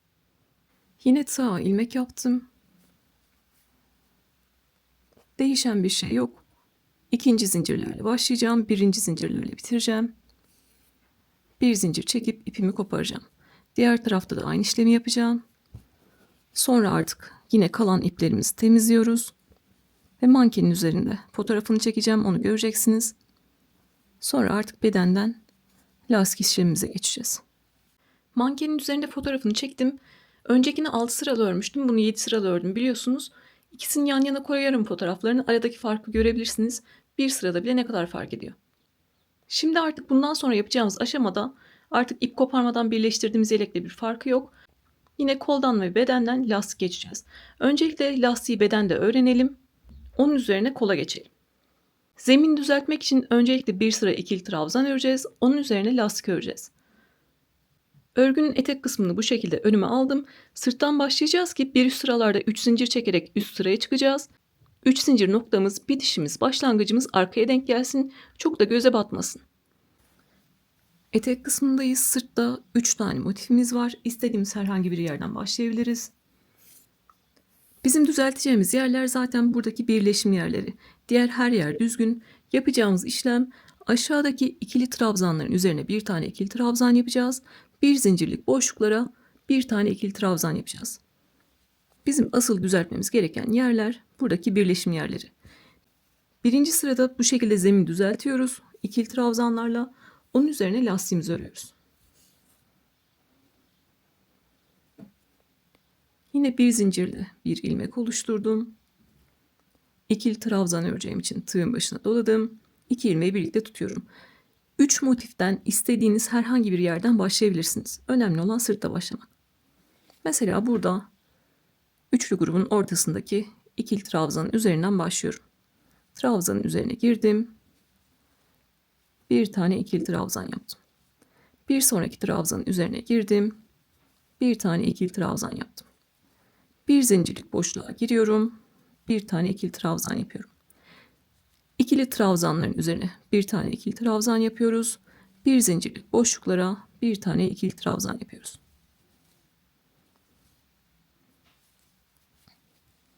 Birleşim yerinden önceki son ikili trabzanın üzerine de ikili trabzan yaptım. Köşeye geliyorum. Bir tane ikili trabzan yapıyorum. Ve artık birleşim yerindeyim. Birleşim yerlerimiz de V harfine benziyor biliyorsunuz. Burada bir bütün örgüde benim de sayılarım değişebilir. Önemli olan sayı değil. Diğer örgülerde de söylüyorum. Burada sayıya bakmayacağız. Sizin eliniz sıkıdır. 2 tane ile geçersiniz. Gevşek şekilde yapmışsınızdır. 3 tane ile geçersiniz. Önemli olan birazdan göreceğiniz gibi sıralı şekilde görünmesi. Yeni başlayanlar lütfen geriye sarmasınlar. Tekrarlı şekilde ilerleyeceğiz. Şimdi tığın başına doladım. Görüyorsunuz birleşim yerinin sağında boşluk görünüyor. Oraya batıyorum. Bir tane ikili trabzan yaptım. Tığın başına doladım. Tam V harfinin ortasına batıyorum. Bir tane ikili trabzan yapıyorum. Sonra köşe boşluğuna geldim. Bir tane ikili trabzan yaptım. Ve ikili trabzanların üzerine ikili trabzan yapmaya devam ediyorum. Birleşim yerine 2 tane ikili trabzanla geçmiş oldum. Şimdi görüntüsüne bakalım. Burası düzgün zemindi. Zaten sırasıyla ilerledik. Birleşim yerinde trabzan sayısının önemi yok demiştim. Bunu nereden anlayacağız? Gördüğünüz gibi düzgün zeminde nasıl sıralı görünüyorsa birleşim yerinde de trabzan çıkardığımızda bu şekilde sıralı şekilde görünecek. Zeminimiz aynı şekilde sıralı şekilde görünecek. Burada böyle büyük bir boşluk varsa siz ördüğünüzde bu ne demek? Demek ki buraya bir tane daha ikili trabzan yapmanız gerekiyor. Sökeceksiniz. Buraya bir tane daha ikili trabzan yapacaksınız. Ama siz yaptınız. Bu şekilde sıkışık görünüyor. Üst üste biniyor. O zaman da ne yapacaksınız? 3 taneyle değil 2 taneyle geçeceksiniz. Yani sayının önemi yok. Ne böyle bitişik olup marullanma olacak, dalgalanma olacak ne de arada böyle büyük bir boşluk olacak. Şimdi ben burada 2 taneyle geçtim. Bir sonrakinde elim gevşek gelmiştir. 3 taneyle geçebilirim. Yani benim örgümün içinde bile değişebilir. Sırasıyla bir zincirlik boşluklara ikili trabzan yapalım. Ve ikili trabzanların üzerine ikili trabzan yapalım. Bir tane daha birleştirme yerini beraber geçelim. Mantığı anladınız zaten, sayı önemli değil. Önemli olan biraz önce size gösterdiğim gibi ne büyük bir boşluk olacak ne de üst üste binen yan yana fazla duran trabzanlar olacak. Çok fazla olursa bir üst sıralarda lastiğinize marullanma olur. Zemin ne kadar güzel olursa lastik de o kadar güzel olur. Buradan örmeye başlamıştık. Sırasıyla devam ettik. En son ikili trabzanın üzerine de bir tane ikili trabzan yaptım. Köşe boşluğuna giriyorum. Buraya bir tane ikili trabzan yapıyorum. Ve yine birleşim yerine geldim. Birleşim yerinin sağında görüyorsunuz. Bu şekilde bir açıklık var. Orayı geçersem ne olur? Onu göstereyim size. Burada mesela orayı geçtim. Sadece V harfinin ortasına yaptım diyelim. Kaydırma yerine yaptım diyelim. Daha demin gösterdiğim gibi büyük bir boşluk oluştu. Bunu istemiyorum. O zaman ne yapacağım? Demek ki sağına da batacağım. Uygulamalı olarak da göstermiş oldum. Sağdaki boşluğa giriyorum. Bir tane ikili trabzan yaptım. Tam birleştirme yerine V harfinin ortasına batıyorum. Bir tane ikili trabzan yaptım. Ve köşeye geldim. Yine sırasıyla örmeye devam ediyorum. Köşeye bir tane ikili trabzan ve aşağıdaki ikili trabzanların üzerine bir tane ikili trabzan. Bu şekilde. Şimdi bu etekteki köşeye kadar, 2 zincirlik boşluğa kadar sırasıyla ikili trabzanlarımızı örelim. Buradan örmeye başlamıştık. Birleşim yerini geçtik. Birleşim yerini geçtik. Ve birleşim yerini geçtik. Artık köşeye geldik. Köşede etek ucunda şunu yapacağız. Diğer yelekte de aynısını yapmıştık. 2 zincirlik köşe boşluğuna 2 tane ikili trabzan. Arada 2 zincir ve aynı yere 2 tane ikili trabzan yapıyorum. 2 tane köşe noktamız var, etek ucumuz var. İkisinde de aynı işlemi yapacağız. 2 zincirlik boşluğa 2 tane ikili trabzan, arada 2 zincir ve 2 tane ikili trabzan yapıyorum. Sonra bunun üzerine yine ikili trabzanların üzerine ikili trabzan yapalım. 1 zincirlik boşluklara ikili trabzan yapalım. Burada V harfinin tam ortasını yapıyorum. Gördüğünüz gibi boşluk sol tarafta görünüyor. Soluna bir tane ikili trabzan yapıyorum. Boşluk sağ taraftaysa sağına yaparsınız, sol taraftaysa soluna yaparsınız. Bu şekilde enseye kadar ilerleyelim. Ensede eksiltme yapacağız, toparlama işlemi yapacağız. Şimdi enseye kadar, yukarı kadar ikili trabzan çıkarmaya devam edelim. Etek ucundan yukarı doğru devam ettim. Ense kısmına kadar geldim. Burada size şunu göstermek istiyorum. Diğer örgüde ipi koparmadan birleştirmiştim. Ense kısmında sadece buradaki köşelere batmıştım ve toparlama işlemi yapmıştım. Burada birleştirmemiz farklı olduğu için, birleştirme noktalarımız da olduğu için toparlama işlemi için 5 yere batacağız. Köşe boşluğu, birleştirme yeri, köşe boşluğu, birleştirme yeri ve köşe boşluğu. Öbüründe 3 tane trabzanı teke düşürmüştük. Burada da 5 tane trabzanı teke düşüreceğiz. Önce görüntüsünü görün istiyorum. Yapmak istediğimiz şey burada toparlama işlemi yaparak ensede kavis vermek. Görüntümüz o şekilde olacak. Enseye kadar geldik. En son ikili trabzanın üzerine de ikili trabzan yaptık. Artık toparlama işlemine geçiyoruz. Diğer tarafta da aynı işlemi yapacağız. O yüzden lütfen geriye sarmayın. Lütfen yeni başlayanlar benimle beraber yapsınlar. Tığın başına doluyoruz. Köşe boşluğuna girdik. İpimizi aldık. Tığın üzerinde 3 ilmek var. İkisini aldık. İkisini tığda bıraktık. Tığın başına doladık. Buradaki V harf şeklinde görünen birleşim yerine battık. V harfinin ortasına battım. İpi aldım. Tığın üzerinde 4 ilmek var. İkisini aldık. Üçünü tığda bıraktık. Tığın başına doladık. Buradaki köşe boşluğuna giriyorum. İpi aldım. Tığın üzerinde 5 ilmek var. İkisini aldık. 4'ünü tığda bıraktık. Tığın başına doladım. Birleşim yerine geliyorum. V harfinin ortasına battım. İpimi aldım. Tığın üzerinde 6 ilmek var. İkisini aldım. 5'ini tığda bıraktım. Son kez tığın başına doluyorum. 2 zincirlik köşe boşluğuna girdim. İpimi aldım. Tığın üzerinde 7 ilmek var. İkisini alıyoruz. 6 ilmeği tığda bırakıyoruz. Artık köşe boşluğuna da battığımızda toplama işlemi yapacağız. Tığın üzerinde 6 ilmek var. 6'sını birlikte alarak topluyorum. Gördüğünüz gibi 1, 2, 3, 4, 5 tane ikili trabzan yapmışız gibi görünüyor. Ama bir tane tepesi var. 5 tane ikili trabzanı teke düşürmüş olduk. Toparlama işlemi yapmış olduk. Diğer tarafta da aynısını yapacağız lütfen. Geriye sarmayın, iyice pekişecek. Tığın başına doladım. Yine ikili trabzanların üzerine ikili trabzan yapıyorum. Ve bir zincirlik boşluklara ikili trabzan yapıyorum. Buradaki yine diğer köşeye kadar gelelim. Ensenin köşesine kadar gelelim. Toparlama işlemini beraber yapalım. Nasıl göründüğünü de beraber görelim. Yine en son ikili trabzanın üzerine de ikili trabzan yaptım ve buradaki ensedeki köşeye kadar geldim. Burada kavis vermem gerekiyor. Benim normalde tek tek çıkarsam da buradaki yerlere batmam gerekiyor. Yani 5 tane ikili trabzan yapmam lazım. Ama hepsini yaparsam ne olur? Üst üste biner. Onu istemiyorum. O yüzden ne yapacağım? Toparlama işlemi yapacağım. Tekrar beraber yapıyoruz. Tığın başına dola, 2 zincirlik boşluğa gir. Tığın üzerinde 3 ilmek var. İkisini al, ikisini tığda bırak. Tığın başına dola, V harfinin ortasına bat. İpi al. Tığın üzerinde 4 ilmek var. İkisini al, üçünü tığda bırak. Tığın başına dola, 2 zincirlik boşluğa gir. İpi al. Tığın üzerinde 5 ilmek var. İkisini al, 4'ünü tığda bırak. Tığın başına dola. Buradaki V harfinin ortasına batıyorum. Birleşim yerine batıyorum. Tığın üzerinde 6 ilmek var. İkisini al, 5'ini tığda bırak ve son kez artık en son köşe boşluğuna batıyorum. İpimi aldım. 7 ilmek var. İkisini aldım. Geri kalan 6 ilmeği birlikte çekiyorum. 6 ilmeği birlikte çektim. 5 tane ikili trabzanı teke düşürmüş oldum.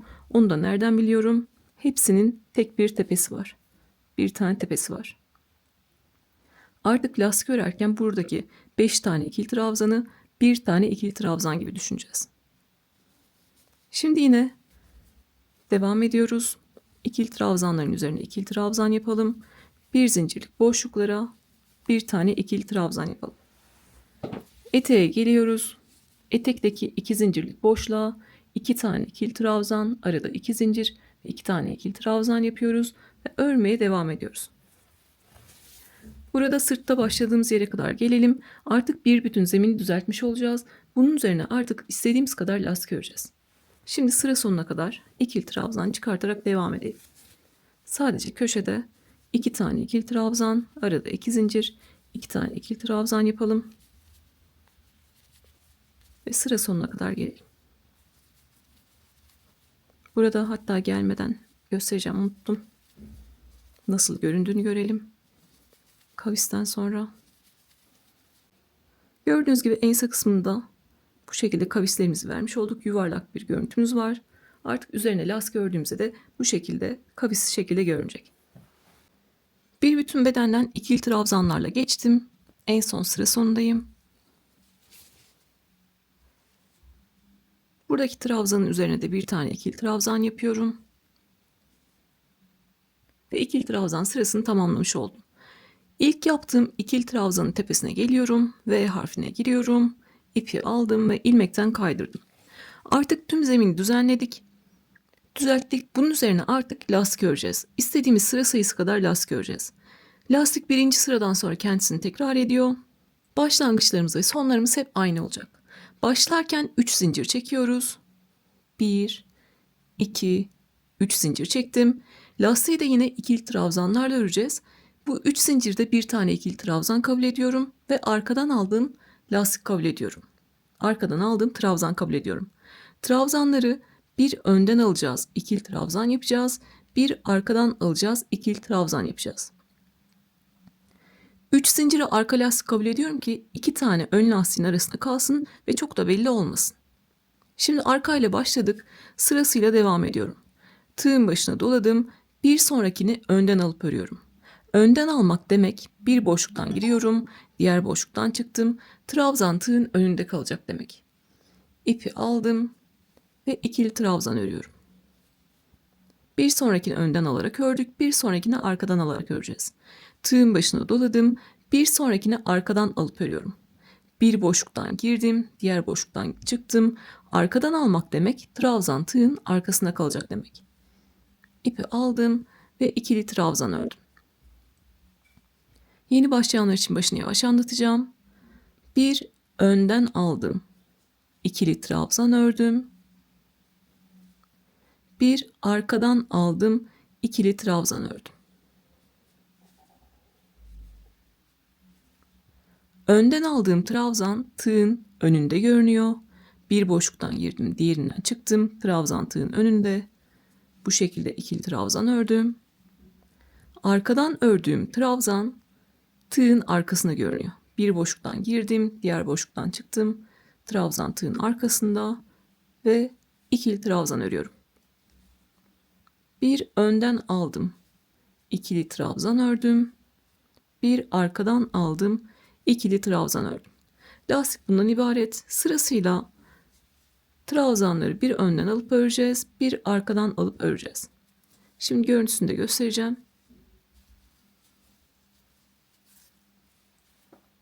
Bu şekilde. Önden aldığımız trabzan örgünün ön tarafında görünüyor. Arkadan aldığımız trabzan arkada, çukurda görünüyor ve bu da bize bu lastik görünümünü veriyor. Şimdi etek ucuna kadar sırasıyla bir önden bir arkadan alarak lastik kısmını örüyoruz. Artık zemin düzgün. Buradaki en son trabzana kadar gelelim. Buradan örmeye başlamıştık. Sırasıyla devam ettik. Ve etek ucuna kadar geldik. Etek ucunda diğer örgülerde de gösteriyorum. En son aldığımız trabzan ön lastik olarak kalmalı. Burada benimki denk gelmedi. Denk gelseydi de denk gelmeyenler için söküp gösterecektim. Bu bizim yanlış ördüğümüz için değil, aradaki ikili trabzan sayısının çift ya da tek sayı olmasıyla alakalı. Burada şimdi denk gelmedi. En son trabzanı ön lastik olarak örenler, denk gelenler burada bekliyorlar. Benim gibi denk gelmeyenler ne yapacaklar? Bu başka örgülerde de olabilir, o yüzden her örgüde göstermeye çalışıyorum.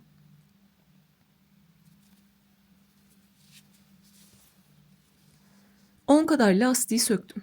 En son ön lastikle bıraktım. Önden alıp ördüm. Bir kereliğine sadece 2 tane trabzanı arkadan alıp örüyorum.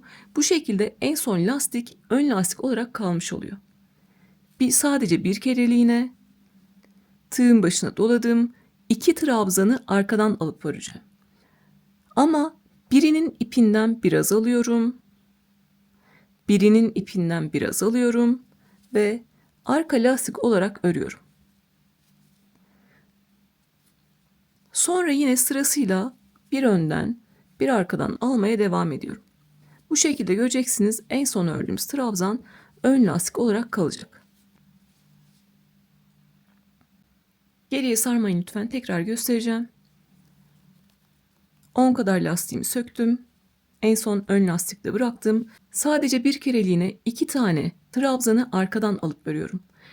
Trabzanları da birbirine sıkıştırmak istiyorum ki sanki bir tane trabzan örmüş gibi görüneyim. Onun için de bir trabzanın ipinden biraz aldım, diğerinden biraz aldım ve arka lastik olarak ördüm. Sonra yine sırasıyla önden arkadan alarak örmeye devam ediyorum. Şimdi beraber devam edelim. Biraz önce en son trabzan arka lastik denk gelmişti. Şimdi beraber ön lastik denk geldiğini göreceğiz.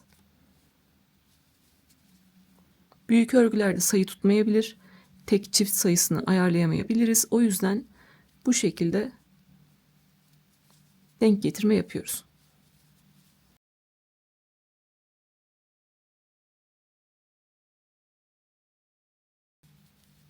Biraz önce arka lastik denk gelen trabzan şimdi ön lastik olarak denk gelmiş oldu. 2 zincirlik boşluktan önceki trabzan ön lastik olarak kalmalı. Gördüğünüz gibi. Burada birinin ipinden biraz alarak sıkıştırdık. Orası da artık düzgün şekilde görünüyor. Ve sıra sonuna kadar geldik. Etek ucuna kadar geldik. Size denk gelmediyse benimle beraber düzeltmenizi yaptınız. Köşede yapacağımız işlem yine değişmiyor. 2 zincirlik boşluklara 2 tane ikili trabzan, arada 2 zincir ve aynı yere 2 tane ikili trabzan yapıyorum. Bu şekilde. Bu ördüğümüz trabzanları da bir üst sırada lastik olarak öreceğiz yine. Sonra yine sırasıyla köşeyi yaptıktan sonra önden alarak başlıyorum. Bir önden aldım, ikili trabzan ördüm. Bir arkadan aldım, ikili trabzan ördüm. Bir önden aldım, ikili trabzan ördüm. Bir arkadan aldım, ikili trabzan ördüm. Artık şimdi zemin düzgün olduğu için ensede de aynı şekilde ilerleyeceğiz. Ensede toparlama yapmıştık. O kısmı nasıl geçeceğiz onu göstermek istiyorum. 5 tane trabzanı teke düşürmüştük. Orayı da aynı burada bir tane trabzan örüyormuş gibi öreceğiz. Köşeyi tekrar göstermek istiyorum. 2 tane ikili trabzan, arada 2 zincir, 2 tane ikili trabzan yaptık ve sırasıyla trabzanları önden ve arkadan örmeye başladık. Bu şekilde enseye kadar gelelim. Enseyi beraber geçelim. Etek ucundan başladık. Yukarı doğru devam ettim. Enseye kadar geldim. Ensede biliyorsunuz iki tarafta toplama işlemi yapmıştık. Burada da değişen bir şey yok. Ne kadar 5 tane trabzan varmış gibi görünse de biz bunu sadece bir tane ikili trabzan olarak öreceğiz. Çünkü bir tane trabzan tepesi var. Bu şekilde. Ön denk geldiyse 5 tane trabzan tığın üzerinde kalacak bu şekilde. Önden alıp öreceğiz. Arka denk geldiyse 5 tane trabzan arkada kalacak. Bu şekilde arkadan alıp öreceğiz. Değişen hiçbir şey yok. Ön arka denk getirmeye çalışmıyoruz. Sırasıyla ne denk geldiyse şu an bende hangisi denk gelecek? En son ön yaptım. Bir sonrakini arka yaptım. Bir sonrakini ön yaptım. Ve burada toplama yaptığım yere geldim. Arkadan alıp örmem gerekiyor. Tığın başına doladım. Bir boşluktan girdim. Diğer boşluktan çıktım. 5 tane trabzan arkada kalacak. Bunu bir tane trabzan kabul ediyoruz. Ve bu şekilde arka lastik olarak ördüm. Ön denk gelseydi ne yapacaktım? Tekrar ona bakalım. Yan yana 2 tane arka öreyim bu şekilde. Ön denk gelseydi de bu şekilde 5 tane trabzanı üzerine alacaktım. Bir boşluktan girdim, diğerinden çıktım ve ön lastik olarak örecektim.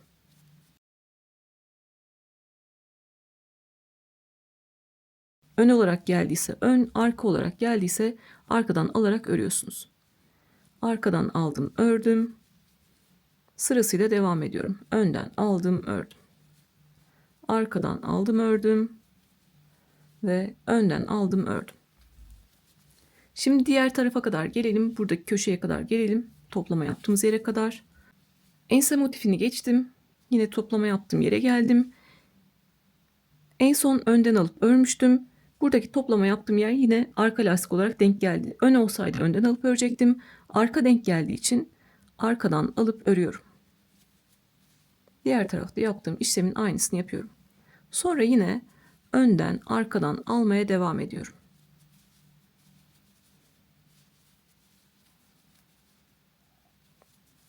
Ensede de değişen bir şey olmadı. Bir önden bir arkadan alarak devam ettik. Şimdi etek ucuna kadar gelelim. Yine en son ördüğümüz trabzanın ön lastik olarak kalması gerekiyor. Sizde ön lastik olarak denk geldiyse 2 tane ikili trabzan, arada 2 zincir, 2 tane ikili trabzan yapıyorsunuz ve önden arkadan alarak örmeye devam ediyorsunuz. Ve sıra sonuna kadar geliyorsunuz. Denk gelenler bu şekilde yapsınlar. Denk gelmeyenler yine ne yapacaklar? 10 kadar lastiği söküyorsunuz. Diğer tarafta yaptığımız gibi bir kereliğine 2 tane trabzanı arkadan alıp örüyorsunuz. Ama 2 trabzanı sıkıştırmak için birinin ipinden biraz aldınız, birinin ipinden biraz aldınız ve arkadan alıp ördünüz. Sonra önden arkadan ördüğünüzde en son trabzan ön lastik olarak denk gelmiş oluyor. Birebir diğer tarafta ne yaptıysak aynısını tekrarlıyoruz. Sonra köşeye 2 tane ikili trabzan, arada 2 zincir, 2 tane ikili trabzan yaptınız ve bir önden bir arkadan alarak sıra sonuna kadar geldiniz. Sadece denk gelmeyenler diğer tarafta yaptığımız işlemi tekrarlıyorlar. Belki bende de denk gelmeyecek. Yine aynısını yapacağım ve sıra sonuna kadar geleceğim. Yukarıdan aşağıya kadar devam ettim. Burada en son trabzan ön lastik olarak denk geldi. O yüzden herhangi bir şey yapmadım.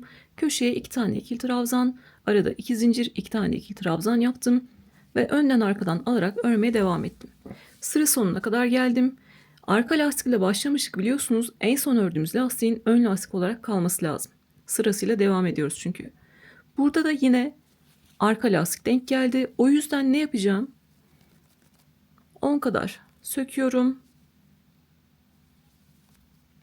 En son ön lastikle bıraktım.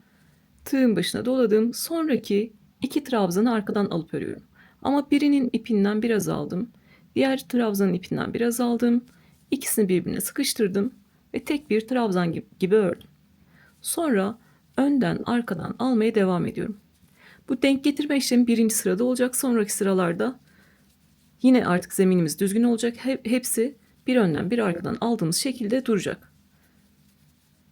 Denk getirme işlemi sadece birinci sırada. Bu da dediğim gibi yanlış ördüğümüz için değil, trabzan sayılarının çift ya da tek sayı olmasıyla alakalı. Bir yerde denk gelen bir yerde gelmeyebilir. Sizde 3 yerde de denk gelmiş olabilir. Gördüğünüz gibi en son ördüğüm trabzan artık ön lastik olarak kaldı. Lastik örme işlemi kendisini tekrar ediyor demiştim. Sıra sonunda ne yapacağız? 3. zincirin içine kaydırıyorum. Bir üst sıra için tekrar 3 zincir çekiyorum.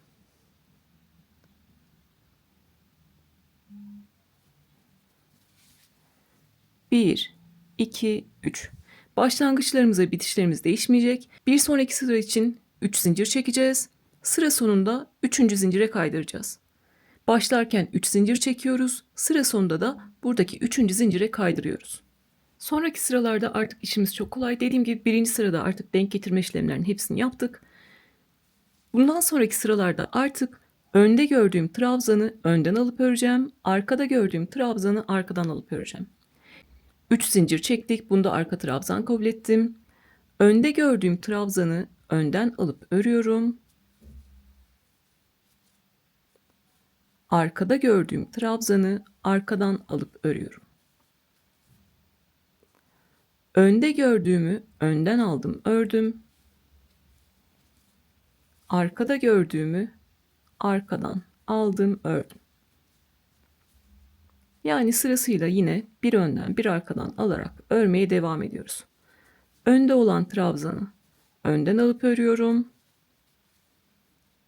Arkada olan trabzanı arkadan alıp örüyorum. Yine ikili trabzanlarla örüyoruz. Önden aldım, ikili trabzan yaptım. Arkadan aldım, ikili trabzan yaptım. Bu şekilde artık hep aynı örgüyü yaparak, öndekini önden alarak, arkadakini arkadan alarak buradaki lastik görüntüsü de daha derinleşmiş oluyor. Bu şekilde devam edeceğiz. Artık herhangi bir denk getirme işlemimiz yok. Birinci sırada hepsini hallettik. Yine en son ördüğümüz trabzanın ön lastik olarak denk gelmesi gerekiyor. Zaten nasıl olacak? En son önden aldık ördük, sonrakini arkadan aldık ördük, sonrakini önden aldık ördük. Yani hep denk gelecek artık. Şimdi etek ucuna kadar gelelim. Etek ucunu beraber geçelim. Sonra bu sırada size ilik açmayı göstereceğim. Onun üzerine artık istediğimiz kadar lastiğimizi örüp bedendeki lastik işlemini bitireceğiz. Buradan örmeye başladım. Etek ucuna kadar geldim. Burayı yine beraber geçelim. Sırasıyla önde gördüğümü önden aldım ördüm. Arkada gördüğümü arkadan aldım ördüm. Önde gördüğümü önden aldım ördüm. Artık buradaki etek köşesine geldik. Sırasıyla ne yapıyoruz? Trabzanları yine en son önden aldığımız için bir sonrakini arkadan aldım ördüm. Bir sonrakini önden aldım ördüm. Zaten en son ördüğüm trabzanın ön lastik olması lazım. Bunu birinci sırada düzenlemiştik. Köşede yapacağımız işlem yine değişmiyor. 2 tane ikili trabzan. Arada 2 zincir ve aynı yere 2 tane ikili trabzan yapıyorum. Sonra yine bir önden bir arkadan almaya devam ediyorum. Bir önden aldım, ikili trabzan ördüm. Bir arkadan aldım, ikili trabzan ördüm. Sonrası zaten birinci sıranın aynı tekrarı. Önden aldığımı, önde gördüğümü önden aldım ördüm. Arkada gördüğümü arkadan aldım ördüm.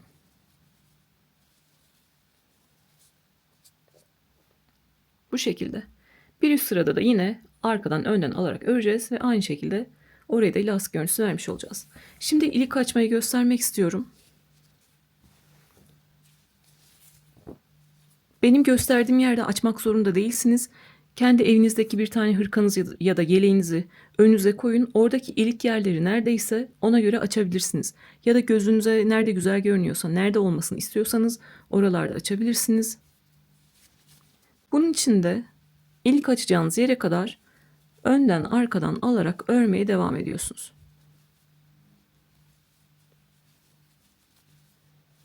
Önceki anlattığım yelekte de buradaki birinci sıranın denk gelen yerine yapmıştım. Yine aynısını yapacağım.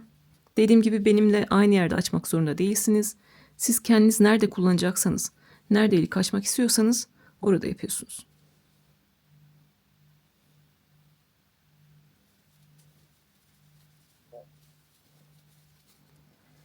İlik açmak istediğim yere geldim. En son ön lastik yapıp bıraktım. Siz de ilik açmak istediğiniz yere geldiniz. Önden aldığınız trabzanı önden alıp ördünüz. İlik açmak için bir zincir çekiyoruz. Tığın başına doladık.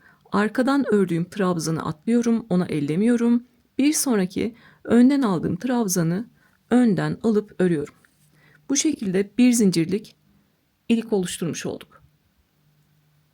Bir üst sırada buraya bir tane ikili trabzan yapacağız buradaki boşluğa. O da arka lastik olarak kalmış olacak yine. Bir sonraki ilik açma yerine kadar önden arkadan alarak örmeye devam ediyorum. Bir tane daha göstereceğim. Burada bir zincirle ilik yeri oluşturmuştuk. Yine yukarı doğru devam ettim. Siz de ilik açmak istediğiniz yere kadar geldiniz. En son ön lastikte bıraktınız. Önden alıp ördünüz. Arada bir zincir çekiyoruz. Tığın başına doladım. Arka lastiği atladım. Bir sonraki ön lastiği önden alıp örüyorum. İlk yerini de bu şekilde açıyoruz. Siz artık boyunu kaç sıralı yaptıysanız istediğiniz yerlere ilk yerlerini açıyorsunuz. 3 tane mi açmak istersiniz, 4 tane mi ya da 2 tane mi açmak istersiniz? İlk yerlerini açıyorsunuz. Yine bir alt sırada önde olanı önden, arkada olanı arkadan alıp örüyorsunuz. Ensede de değişen bir şey yok. Bir bütün bedende sıra sonuna kadar geliyoruz.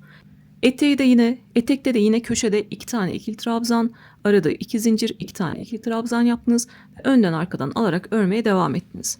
Aynı burada ne yapıyorsak diğer tarafta da aynısını tekrarlıyoruz ve sıra sonuna kadar geliyoruz. Kaç sıra örersek örelim, lastik sıra sonumuz da değişmiyor, başlangıcımız da değişmiyor. Sıra sonunda 3. zincirin içine giriyorum ve ilmekten kaydırıyorum. Sıra sonumu yaptım. Bir üst sıraya çıkmak için de 1, 2, 3 zincir çekiyorum. 3 zincir çektikten sonra artık yine önde olanı önden alıp öreceğim, arkada olanı arkadan alıp öreceğim. Önde olanı önden aldım, ördüm. Arkada olanı arkadan aldım, ördüm. Lastik işlemimiz bundan ibaret. Sıra sonuna kadar gel, 3. zincire kaydır. Tekrar 3 zincir çek, önde olanı önden, arkada olanı arkadan alarak ör. Birinci sırayı örmüştük. İkinci sırayı örerken ilik açtık. Şimdi 3. sıradayız. 3. sırada da o ilik yerlerimizi kapatalım. Eteklerde aynı işlemi tekrarlayacağız. Örgüyü bilenler için söylüyorum. İlik yerlerine bir zincirlik boşluklara bir tane ikili trabzan yapıyorsunuz. O şekilde yine önde olanı önden, arkada olanı arkadan alarak sıra sonuna kadar geliyorsunuz. Yapacağımız işlem bu. Buradan beraber 3. sırayı örmeye başlamıştık. Etek ucuna kadar geldim. Yine köşeye 2 tane ikili trabzan, arada 2 zincir, 2 tane ikili trabzan yaptım ve yine bir önden bir arkadan alarak örmeye devam ettik. Şimdi burada bir zincirlik ilik yerimiz var. Orayı nasıl geçeceğiz?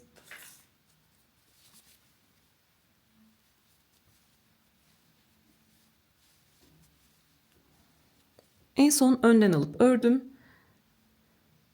Burada görüyorsunuz bir zincirlik yerimiz var. Tığın başına doladım. Yapacağımız işlem boşluğa girip bir tane ikili trabzan yapmak.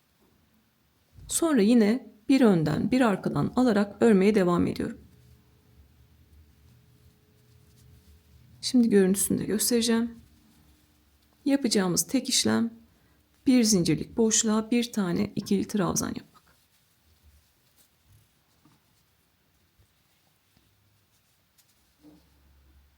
İlik yerimiz burada.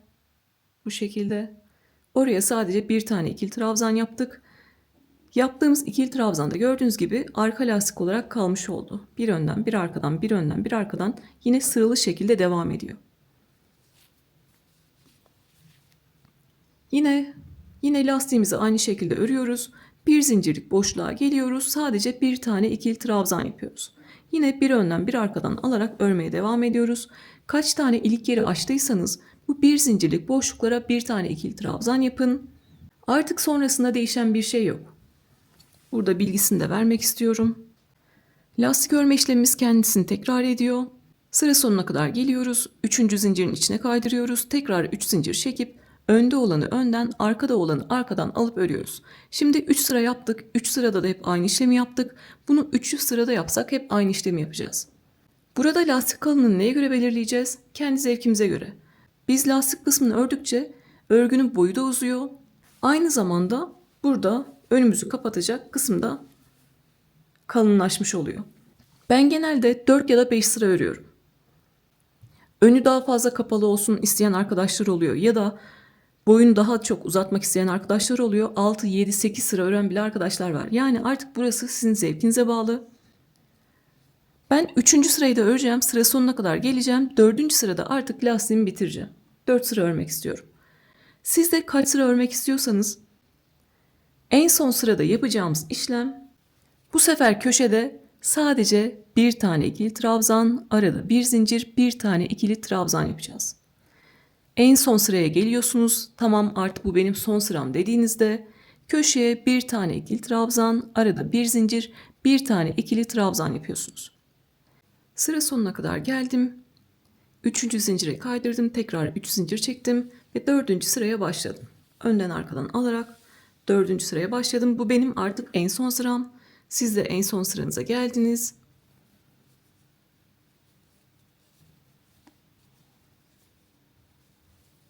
İki zincirlik boşluğa geldiniz. Etek köşesinde en son sırada ne yapıyoruz? Bir tane ikili trabzan, arada bir zincir ve aynı yere bir tane ikili trabzan yapıyoruz. Bu şekilde. Sonra yine bir önden bir arkadan alarak örmeye devam ediyoruz. Fark eden tek şey en son sırada köşede bir tane ikili trabzan, arada bir zincir ve bir tane ikili trabzan yapmamız. Şimdi görüntüsünü göstereceğim. Artık bu bizim son sıramız. Bitmiş haliyle etek köşesi bu şekilde görünecek. Sadece birer tane ikili trabzan yaparak gördüğünüz gibi bir önden bir arkadan görüntüsü bu şekilde görünüyor. Buradaki açıklık çok fazla değil. Bu benim hoşuma gittiği için böyle yapıyorum dediğim gibi. Son sırayı da bu şekilde geçiyoruz. Sıra sonuna kadar geliyoruz. Diğer etek ucuna da yine bir tane ikili trabzan, arada bir zincir, bir tane ikili trabzan yapıyorsunuz ve sıra sonuna kadar geliyorsunuz. Sıra sonunda artık ipimizi koparacağız ve düzgün bir bitiş yapacağız. Bedendeki lastik işlemini bitireceğiz. Artık kola geçeceğiz. Sıra sonuna kadar geldim. Artık beden lastiğini bitiriyorum. En son trabzanı da ön lastik olarak ördükten sonra sıra sonunda yeteri kadar ip bırakıp kesiyorum. Artık düzgün bir bitiş yapacağız. Motifte de göstermiştim zaten. Daha küçük bir tığ numarası alıyorum. Burada 3 zinciri atlıyorum. 3 zincire dokunmuyorum. İlk ördüğüm ön lastiğin tepesine arkadan giriyorum. Tüm V harfini aldım. Kestiğim ipi alıp örgünün arkasına çekiyorum. Burada da en son ördüğüm ön lastik var. Onun da sadece arka kanadına giriyorum. Arka kanadına girdim. İpi aldım ve arkaya çektim.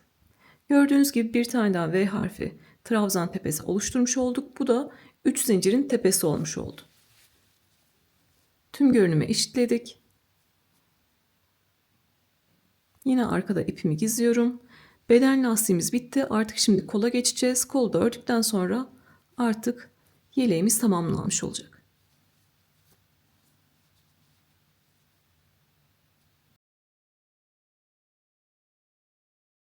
Bedendeki lastik işlemimiz bitti. Artık kola geçeceğiz. Diğer örgülerde olduğu gibi anlatabilmek için bir tane kolu yaptım. Diğerini aynı şekilde yapacağız. Bir kol nasıl yapıyorsak diğerini de aynı şekilde yapıyoruz. Önceki yelekte anlattığım gibi yine koltuk altında üçlü gruplarla kavis vereceğiz. Gördüğünüz gibi bu şekilde kavisimizi veriyoruz. Koltuk altımızda bu şekilde kavisli şekilde görünüyor. Yuvarlak şekilde görünüyor. Öncelikle burada başlayalım. Diğerinde de aynı işlemi yapacağız zaten. Anlamazsanız geriye sarmayın. Zaten tekrarlı şekilde ilerleyeceğiz. Öncelikle bir zincirle bir ilmek oluşturuyorum. İlmeği tığdan çıkardım.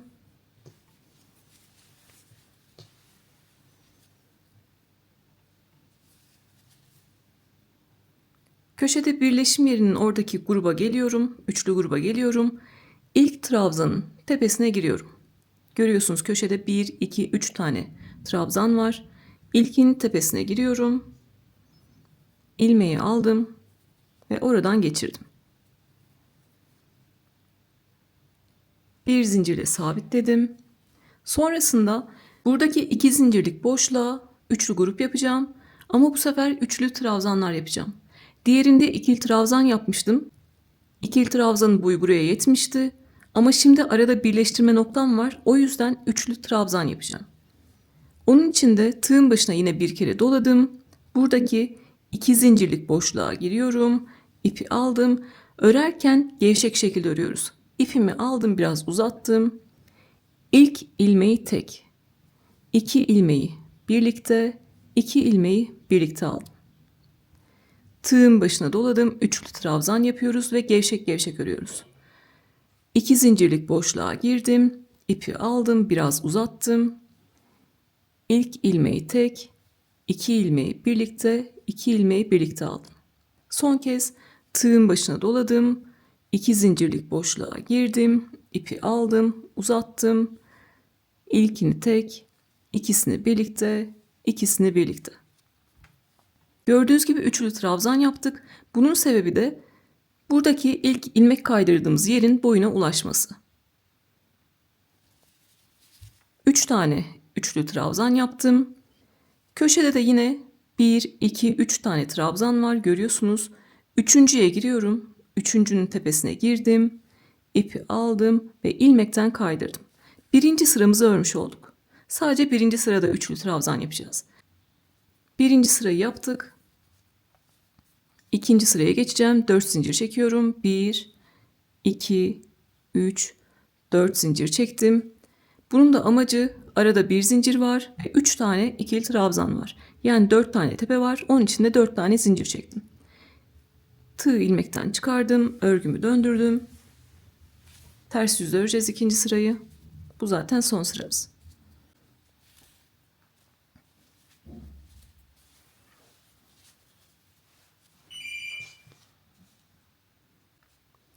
İkinci sıra için burada 1, 2, 3. trabzanın tepesine giriyorum.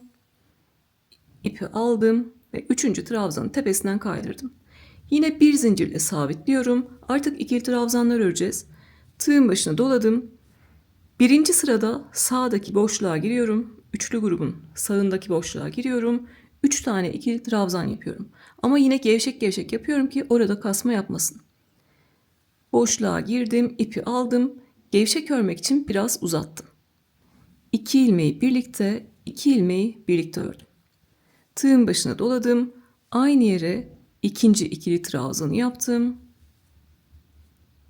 Ve aynı yere üçüncü ikili trabzanı yapıyorum. Gevşek gevşek 3 tane ikili trabzan yaptım. Siz burada çok sık yaparsanız burası böyle kasma şeklinde görünecek. O yüzden gevşek şekilde yapıyoruz.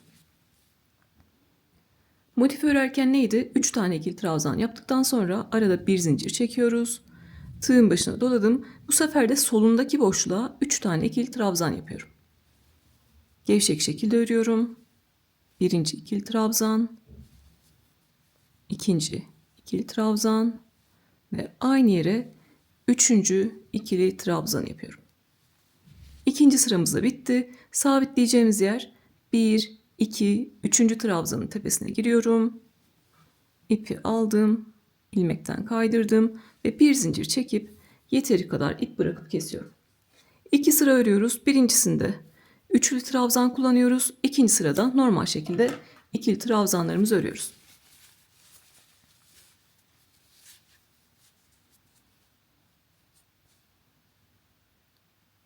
Birinci sıra ve ikinci sıra.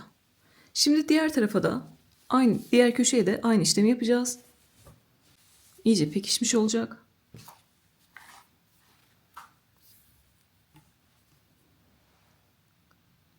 Bir zincirle bir ilmek yapıyorum.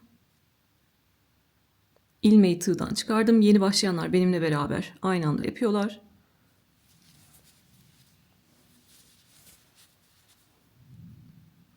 Köşede üçlü grup var. İlk trabzanın tepesine giriyorum. İlmeği aldım. Tepeden geçirdim. Bir zincir çekerek de buraya sabitliyorum. Bir zincir çekerek sabitledim. Üçlü trabzan yapmak için yine tığın başına bir kere doluyorum. Buradaki 2 zincirlik köşe boşluğu var, görüyorsunuz. Oraya 3 tane üçlü trabzan yapacağım. Ama gevşek gevşek. 2 zincirlik boşluğa girdim, ipi aldım, biraz uzattım. İlkini tek, ikisini birlikte ördüm. Tığın başına doladım, aynı yere girdim, ipi aldım. İlkini tek, ikisini birlikte ördüm. Ve son kez aynı yere girdim, ipi aldım. İlkini tek, ikisini birlikte ördüm. 3 tane üçlü trabzan yaptıktan sonra 1, 2, 3. trabzanın tepesine kaydırıyorum. Buraya sabitliyorum. Yine diğer tarafta yaptığımız işlemi yaptık. Sonrasında ne yapmıştık? İkinci sıra için 1, 2, 3, 4 zincir çekiyorum ve örgümü döndürüyorum. İkinci sırayı ters yüzde örüyoruz.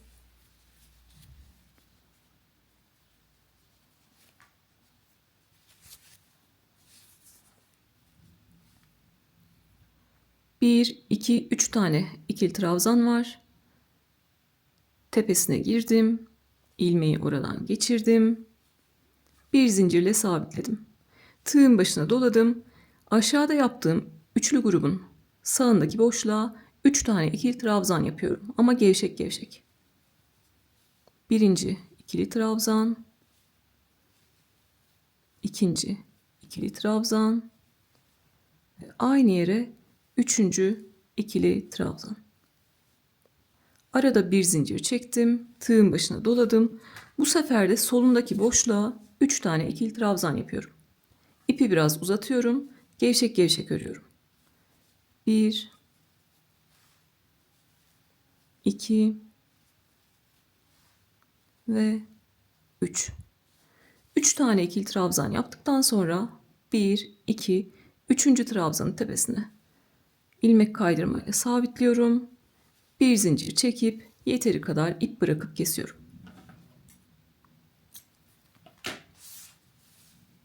Buradaki köşede de koltuk altında aynı işlemi yaptık.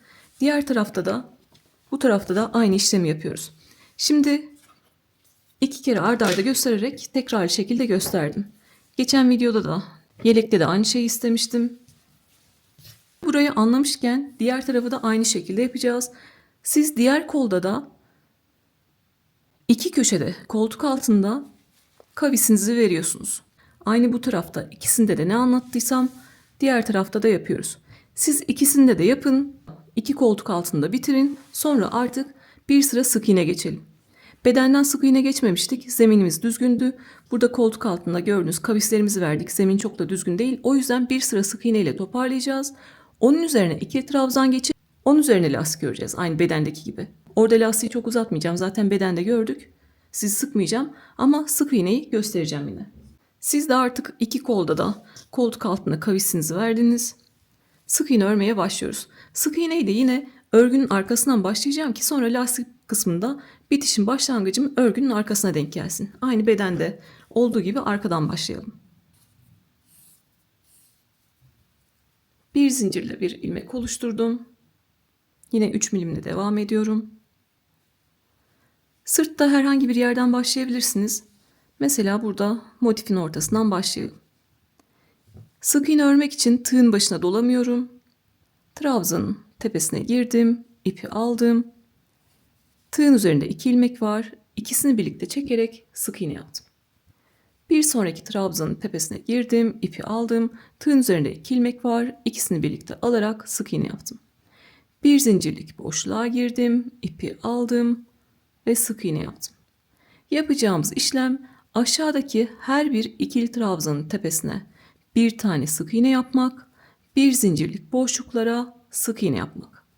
Yine birleşim yerine 2 tane sık iğne ile geçtim ben diğer tarafta. Orayı da göstereceğim. Sırasıyla aşağıdaki ikili trabzanların üzerine sık iğne yapıyorum ve bir zincirlik boşluklara sık iğne yapıyorum. Elinizi çok sıkı sıkı tutmayın ki kolunuzda kasma olmasın. Sadece 2 ilmeği birlikte çekiyoruz. Şimdi köşe boşluğuna geldim. Köşe boşluğuna bir tane sık iğne yaptım. Ne yapmıştık birleştirmelerde? Bir V harfinin ortasına batmıştık. Bir de sağında ya da solunda nerede boşluk varsa oraya batmıştık. Burada solunda boşluk var. Önce V harfinin kendisine batıyorum, ortasına batıyorum. Birleşim yaptım, yere battım.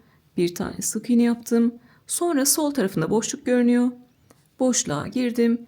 Bir tane sık iğne yaptım. Sonra yine köşeye bir sık iğne ve trabzanların üzerine bir sık iğne olarak ilerliyorum. Yani birleşim yerlerini ne yapıyoruz? 2 ya da 3 tane sık iğne ile geçiyoruz.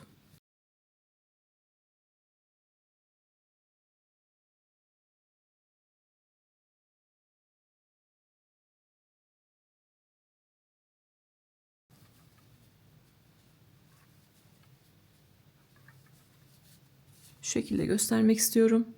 Önemli olan neydi? Ne boşluk görüntüsü olsun, ne üst üste fazla bir görüntü olsun. Sıralı şekilde dursun. Burada koltuk altına kavis verdiğimiz yere kadar gelelim. Orada da nasıl sık iğneler çıkaracağız, zemin düzelteceğiz onu da göstereyim. Sonra sıra sonuna kadar geleceğiz. Buradan başlamıştık. Sırasıyla devam ettim. Koltuk altına kavis yaptığım yere kadar geldim.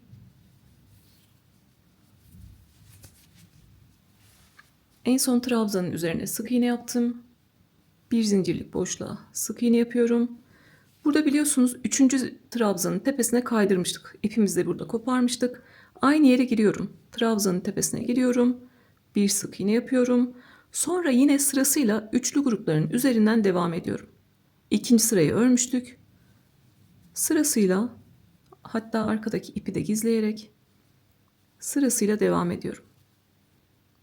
İkili trabzanların üzerine sık iğne yapıyorum. Bir zincirlik boşluğa sık iğne yapıyorum. İkili trabzanların üzerine sık iğne yapıyorum.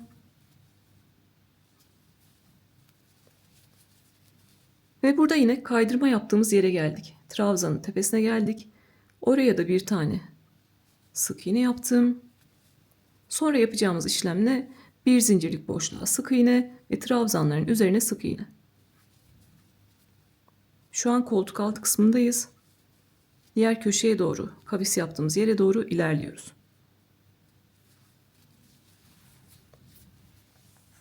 Şöyle de göstermek istiyorum. Gördüğünüz gibi sık iğnelerle koltuk altına kavis yaptığımız yeri de düzeltmiş olduk. Diğer koltuk altına kavis verdiğimiz yere kadar geldik. Bir zincirlik boşluğa giriyorum. Bir sık iğne yapıyorum. Burada ilmek kaydırıp bir zincir çekip kestiğim yer var. Trabzanın tepesine girdim. Aynı yere girdim. Bir tane sık iğne yaptım. Sonra ne yapıyorum? İkinci sırada ikili trabzanların üzerinden örmeye devam ediyorum. Hem de arada ilmekten kalan ipi, kestiğim ipi gizliyorum. Sırasıyla sık iğne örmeye devam ediyoruz. Burada değişen tek şey aslında o kaydırma yaptığımız yerlere batıyoruz. Onu göstermeye çalışıyorum. Yine en son trabzanın üzerine sık iğne yaptım. Burada kaydırma yaptığımız, sabitlediğimiz yer var. Oraya girdim. Bir sık iğne yaptım. Ve sırasıyla yukarı doğru örmeye devam ediyorum. Başladığımız yere kadar gelmiş olduk. Hem de aradaki ipi de gizlemiş oldum.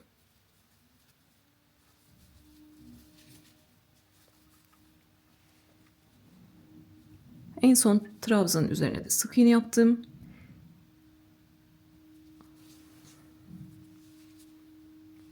İlk ördüğüm sık iğnenin tepesine geliyorum. Yine V harf şeklinde görünüyor. Ve ilmeği kaydırıyorum. Artık bundan sonra bir sıra ikili trabzan örüyorum. 1, 2, 3 zincir çektim. Bunda bir tane ikili trabzan kabul ettim. Ve aşağıdaki her bir sık iğnenin tepesine ikili trabzan yapıyorum. Zemin artık düzgün. Sırasıyla aşağıdaki sık iğnelerin tepesine ikili trabzan yapıyorum. Bu şekilde. Bundan sonrasını zaten biliyoruz. Sıra sonuna kadar geldik. 3. zincire kaydırdık. Artık ne yapıyoruz? Bedendeki gibi lastik örüyoruz. 3 zincir çekeceğiz. Bir önden, bir arkadan alacağız. Bir önden, bir arkadan alacağız. Sıra sonuna kadar geldik. 3. zincire kaydırdık. Tekrar önde olanı önden, arkada olanı arkadan aldık. Daha mı örmek istiyoruz? 3. sıraya mı çıkmak istiyoruz? Sıra sonuna kadar geldik. 3. zincire kaydırdık. Tekrar 3 zincir çektik. Önde olanı önden, arkada olanı arkadan aldık, ördük. Ben yine bedende olduğu gibi 4 sıra lastik ördüm. Bunu da göstermek istiyorum. Burası sık iğne sıramız. Beraber çıkardık. İkili trabzan çıkarmaya başladık sonra. İkili trabzanın üzerine 1, 2, 3, 4 sıra lastik ördüm. Bir önden bir arkadan alarak lastik ördüm. Sıra sonunda artık tamam bu bana yeter dediğim noktada, ki yine üzerime denedim. Aynanın karşısına geçtim, tamam dediğim noktada artık sıra sonunda bedende yaptığım gibi düzgün bitişle bitirdim. Şimdi siz de aynı bu şekilde sık iğneyi beraber geçtik. Bilmediğimiz yer oraydı. Beraber sık iğneyi geçtik. İkili trabzana geçtiniz. Üzerine istediğiniz kadar lastiği örüyorsunuz. Bu tarafta kaç sıra lastik ördüyseniz, benim gibi 4 tane ördüyseniz, 4 sıra ördüyseniz, diğer tarafta da 4 sıra örüyorsunuz. 3 sıra ördüyseniz 3 sıra örüyorsunuz. Yani bir kolda ne yapıyorsanız diğer kolda da aynısını yapıyorsunuz. Şimdi ben de aynı burada yaptığım gibi bir sıra ikili trabzan geçeceğim. Üzerine 4 sıra lastik öreceğim. Düzgün bitişle biteceğim. Sonrasında artık kaç gram ip gitmiş ona bakacağız. Enini boyunu öğreneceğiz. İki kolda aynı şekilde yaptık. Artık örgümüz hazır. Eni yaklaşık 57 santim, boyu 77 santim. Herhangi bir düzleştirme yapmadım. Zaten ütü değdirmiyoruz. Uzaktan buhar verebiliriz. Yine örgümü tarttım. Tam olarak 466 gram ip kullanmışım. Yani yaklaşık 470 gram kadar ip kullanmışım. 2 yumak kahverengi, 3 yumak mum ışığı rengi yeterli geliyor.